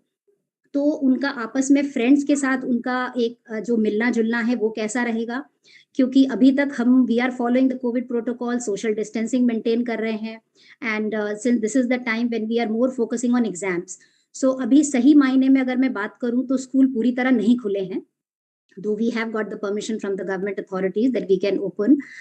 But yes, the strength is very, very less. And I'm sure in the month of April, when we are going to start the new academic session, we are going to have the entire strength coming in. And the real changes we will be able to see, in the new academic session, जब पूरी strength आएगी. But definitely हमें बहुत ही ध्यान से और बहुत प्यार से इन बच्चों को हैंडल करना पड़ेगा. बिकॉज कुछ ऐसे बच्चे हैं जो बहुत छोटे बच्चे हैं, specially if I talk about Montessori, जो कभी स्कूल ही नहीं गए हैं. तो उनके लिए वो स्कूल का इन्वायरमेंट उनको देना और सब कुछ उनका एक इंटरेक्शन उनके पीयर के साथ. So we have to really listen to them, give them that love and affection and give them that exposure जो उनको नहीं मिला पिछले 2 साल में. If we talk about extracurricular activities, their participation in sports, and of course other activities. So these are the things where we really need to focus on, and we have to talk about their mental health also, कि कौन किस दौर से गुजरा है. Because I personally feel children may have witnessed, some kind of domestic violence at home, some kind of fights at home, because during the lockdown, we felt these kind of things also increased. So I'm sure the child must have gone through, or they may have lost their near and dear ones in this pandemic. So I'm sure the kind of situation the child is going to come in. So as teachers, as educators, first and foremost, we have to listen to them. उनको सुनना, उनको समझना, ये हमारे लिए बहुत important रहेगा before we get on to our the actual process of teaching, because teaching actually did not stop. पढ़ाई तो रुकी नहीं, but yes the mode of the instruction changed. तो अभी उनको we have to see in totality everything. It's not about their education, it's about their the social their relationship or their emotional relationship. All these things also have to be looked into. जी जरा मुझे संक्षेप में बताइए कि इतने लंबे gap के बाद जो बच्चे आए हैं उनके बिहेवियर में आप कोई फर्क देखती हैं क्या? देखिए कुछ बच्चे हैं, एक दो बच्चे मैं बोलूंगी जिनमें कि जो बिल्कुल थोड़े से चुप हैं, तो उनको उनसे बात करना टीचर्स को थोड़ा सा एफर्ट लग रहा है, बिकॉज उनको शायद समझ ही नहीं आ रहा, और कुछ चीजों में ना उनसे एक conversation is becoming a difficult. अभी रिसेंटली मेरे को अभी 2-3 दिन पहले one of the teacher she shared with me कि मैम ये बच्चा स्कूल आया है but the child is not speaking at all. उससे टीचर पूछ रही है नाम बताइए बेटा, व्हाट इज योर प्रॉब्लम, कुछ भी पूछे, वो बच्चा बहुत कम बोल रहा है। तो somewhere there is something where we are taking help of professional counsellors also, कि बच्चा किस दौर से गुजरा है, why the child, because there are some children who have lost their parents also. कईयों ने एक पेरेंट या किसी ने दोनों पेरेंट्स को खोया है, तो I am sure that is also impacting them. तो ये हमें चेंजेस थोड़े से नजर आ रहे हैं, बट यस कुछ सीनियर बच्चे हैं जो बहुत खुश हैं। I would say they are happy coming back to the school, meeting their friends, especially if I talk about the seniors, because even during the pandemic probably they were not the ones who still went out with their friends and so those kind of things. So with seniors still we feel, but yes, if you talk about their education also, we feel there is a lot of drastic change in their academic performance also, because now they're sitting for their exams. So we have seen that their the level that they performed when they were in school, and now after this virtual education that they've got, there is a lot of changes that we have observed. So performance is not that good, I would say. Miss Suman Nalwa, आप Delhi police से हैं। और Delhi police से मेरा रिश्ता बड़ा पुराना है, क्योंकि मैं दिल्ली में एज ए क्राइम रिपोर्टर लंबे समय तक दिल्ली पुलिस कवर किया, और हमने अपने अनुभव से देखा कि एक कांस्टेबल से लेकर टॉप ऑफिशियल तक जो महिला पुलिसकर्मी हैं वो बहुत बढ़िया काम कर रही हैं, और पेंडेमिक के दौरान तो फ्रंट लाइन वॉरियर की तरह उन्होंने काम किया। किस तरह की चुनौती रही, आप अपने अनुभव से बताएं। पेंडेमिक की बात करें तो नेचुरली ये एक ऐसा फिनोमिना था जो सभी के लिए बहुत नया था, लेकिन जब पुलिस को और हमारे मेडिकल प्रोफेशंस को फ्रंट लाइन पर रहना था, तो एक अननोन बीस्ट की तरह था। हमें किसी को पता नहीं था कि इसके क्या रिपरकशंस होंगे, इसके क्या इलाज होगा, इससे क्या क्या हो सकता है, तो एक भय था। लेकिन मैं ये महसूस करती हूँ कि उस समय दिल्ली पुलिस ने बहुत ही सराहनीय काम किया।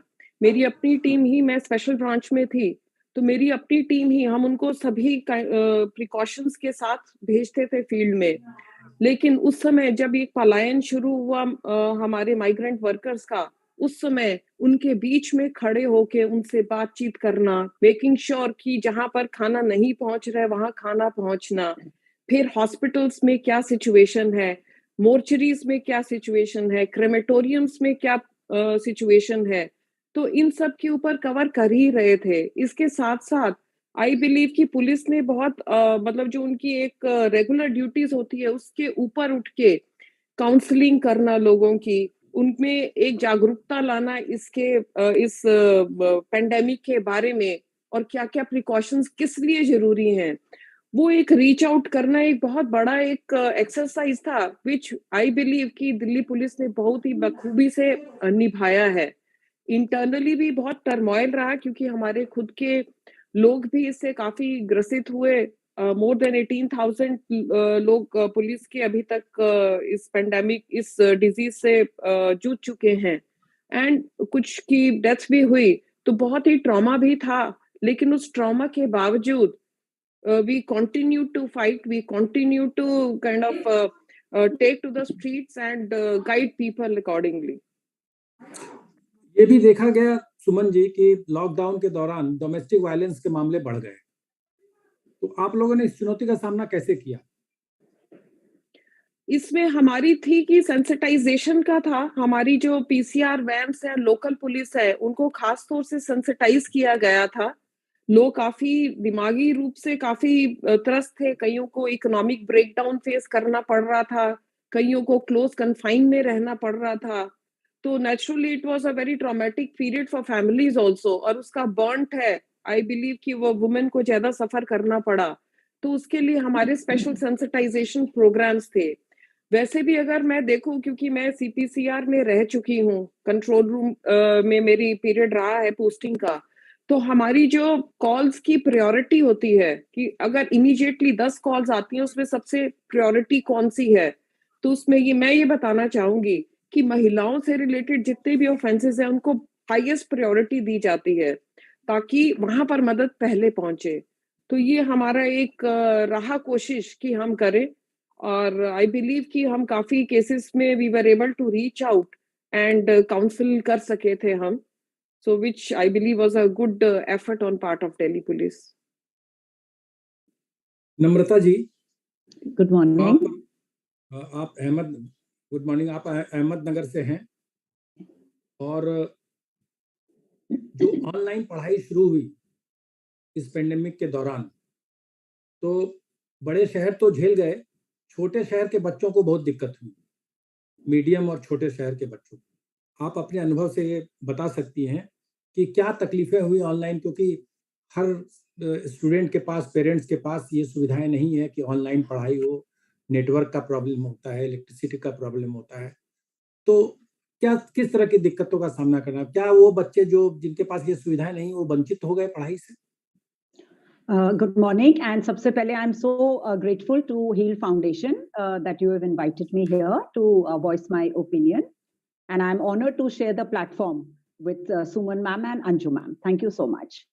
Yes, as compared to दूसरे शहर, Ahmednagar, though it is a very large district of Maharashtra, but no doubt it is a very small town as compared to the other metro cities. And जो मेरा school है, that is located in the rural part of the Zila Parishad. It says that we are located in the rural part of Ahmednagar, where मेरे parents they are from the sugar factories of Rahuri, and they are lot of farmers also, sugarcane farmers, and yes, from the town of Nagar also. So about 70 to 80% parents, no doubt, they had the gadgets. They were accessing to online. But yes, 10 to 15% parents, वो जब इतने hit हुए इस pandemic से, वो नगर शहर छोड़ के they went into their villages for survival. अब we saw that उनके जो बच्चे हैं, they are not attending the classes, जैसे आपने बोला, 3-4 of them, or maybe one from each class. तो हमने पर्सनल कॉल्स करे उनके पेरेंट्स को, एंड उन्होंने हमें बताया कि बिकॉज सर्वाइवल नगर में मुश्किल था, हम गांव में आ गए हैं to survive with our other relatives. तो what we started doing is that we at least started doing recorded videos of our sessions. Our teachers were taking live sessions, and हम उनको भेज रहे थे ताकि वो अपने सहूलियत पर whenever they could get connectivity, जब भी वो रिचार्ज करा पाए, they could have accessibility. And we told them that the school, as far as the principal and some teachers is concerned, is open. आप बच्चे को लाइए जब भी लाना है, notebook correction, and we were putting the regular notes on the group. So ऐसे करके हमने उन बच्चों के साथ we had to tackle with them in this way. Teachers को भी प्रॉब्लम फेस करना पड़ा होगा, खास करके women teachers? No, not really.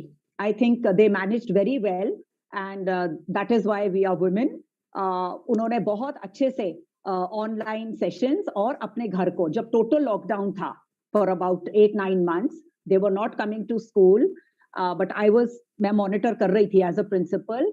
But जब उनके ऑनलाइन सेशंस का टाइम होता था, I was so happy to see that they secluded themselves from the rest of their house, ताकि बच्चों को कोई noise ना आए, कुछ disturbance ना आए, and they were managing very well between their home duties and the online classes. I like to appreciate all the teachers all over our country, in fact. Thank you. Over to you, Mr. Shankar. Thank you, Kishore. I will start with Aisha first. Aisha, we got you late. We should have caught you in the last session. Please unmute yourself. We had a power outage, Mr. Shankar, so I'm extremely sorry for that. Now that you're very powerful, no problem. We're back with you, yes, sir. Aisha, I just had one question to you. How far has infodemic affected children? Because quite often the message used to go from parents, look, this is what I read on internet or on WhatsApp. So how did children actually get on with infodemic? Mr. Shankar, I believe that the couple of children I know and from what I've been reading online, I feel that parents, should have had the talk, per se with the young ones and even the teachers in Zoom classes, etc. Talking to children about how, what is right, what is the correct information that should be given out to them. Because I find that a number of them were quite worried.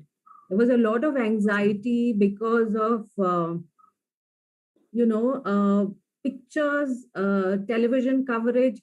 I think the scariest part was last year, during the second wave when all the bodies were shown. And I found that they were so traumatized. They were kids were scared. They were asking, you are being shown live visual images of bodies burning. In our culture or in India, cremating the bodies is a very natural thing. It is something that happens to everybody.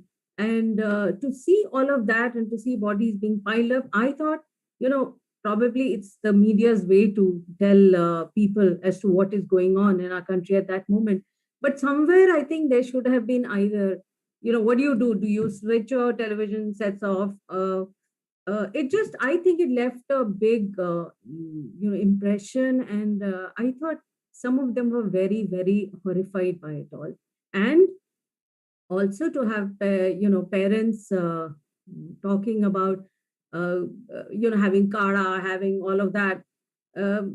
I think they should, the teachers as well as parents should have taken a more, should have been more careful with what was told to the children. Right. I think the prime responsibility is on parents and of course then teachers in seeing and this. I think to some extent, Mr. Shankar, the media do. I think there was too much of all of that negativity. I mean, we know what happened abroad. We've been looking at photographs. There were coffins. It happened everywhere. US had a bigger, toll, but they kept that away. We had on your face coverage, and I think that was really wrong. Yeah.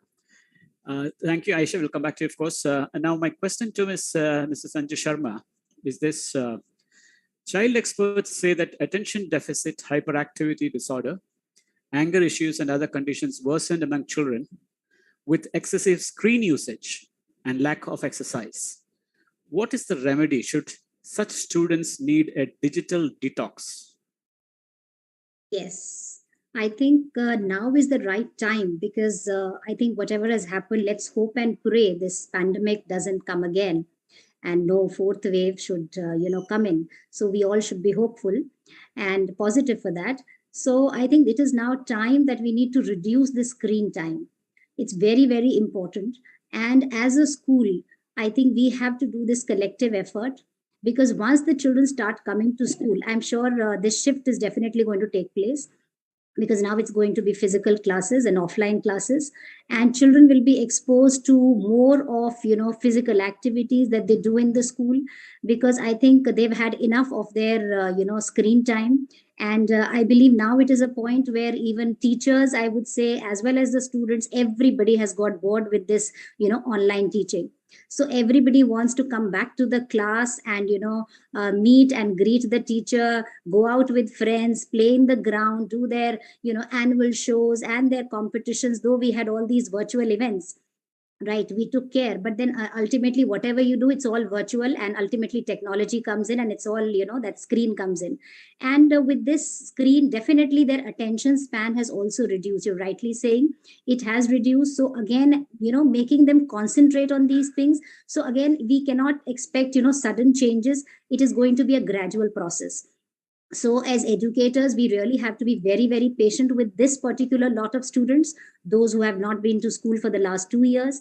So that patience we have to show. The teachers have to be very, very, empathetic towards these children. So I'm sure if they are going to adopt these things, and, we will focus on children and do more of these activities, the outdoor activities, taking them again for their trips and their field trips. I'm sure all these things will also improve. So whatever, the negative impact has happened on their personality, that is going to change.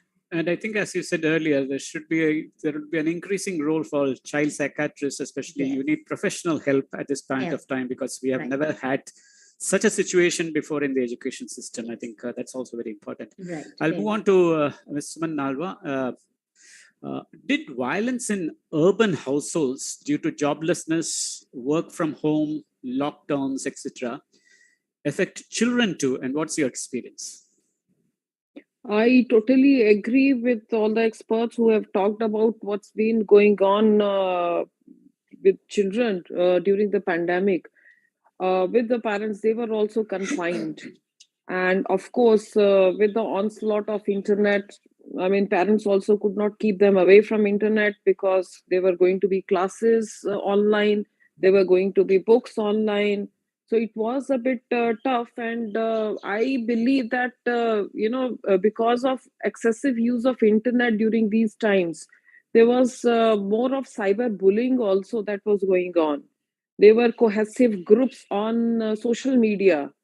So that was also one of the problem. And of course, 24/7 being together and, with no outlet of sports, of going out, of connecting physically with their peers. So that had taken its toll. And I totally am in sync with all the child psychologists who are talking about it, that we do need the digital detox now for our kids. This is very important, especially the social media that has become paramount for each and every child, and there is increased aggression in the kids now. So, something needs to be done. Yeah, there is a recent report which said that Delhi somehow tops the cities when you come to abandoned children, and also children who lost their parents during COVID. Does the Delhi police have anything for these children, sort of helping them out? We have a flagship program called Yuva, in which we are integrating children who have lost their parents, or who are in a very low socioeconomic strata. They are kind of we believe that these are the fringe sitters. So if we don't take care of them, they are going to move over to the criminal side of the society. So just to say that, we have a flagship program called Yuva, in which we are giving them a lot of trainings in different aspects, so that they can earn an honest living, they can be trained. In addition to that, I believe that the government has also come up with lots of initiatives where some financial help can be given for their education, so that they can, if they have lost their parents, that should not mean an end of opportunity for them to do well in life. Thank you. And I'll now move on to Mrs. Namrata. It's wonderful that you said that in Ahmednagar you had interactions with people who were in extremely rural areas, and you kept the flame of education alive. But I'll just draw your attention to a parliamentary committee report which said that without remedial action, the pandemic will cause a terrible deficit in tomorrow's workforce. The hope truths are alarming. Some 24 crore children missed school for over a year. 77% of children have no access to online education. Dropouts increased at secondary level. Now, what's your take on this? As a school administrator, I think it is our role that we have to reach out to those parents, personally, who kept their children due to their own personal reasons of finance or health issues away from the online classes.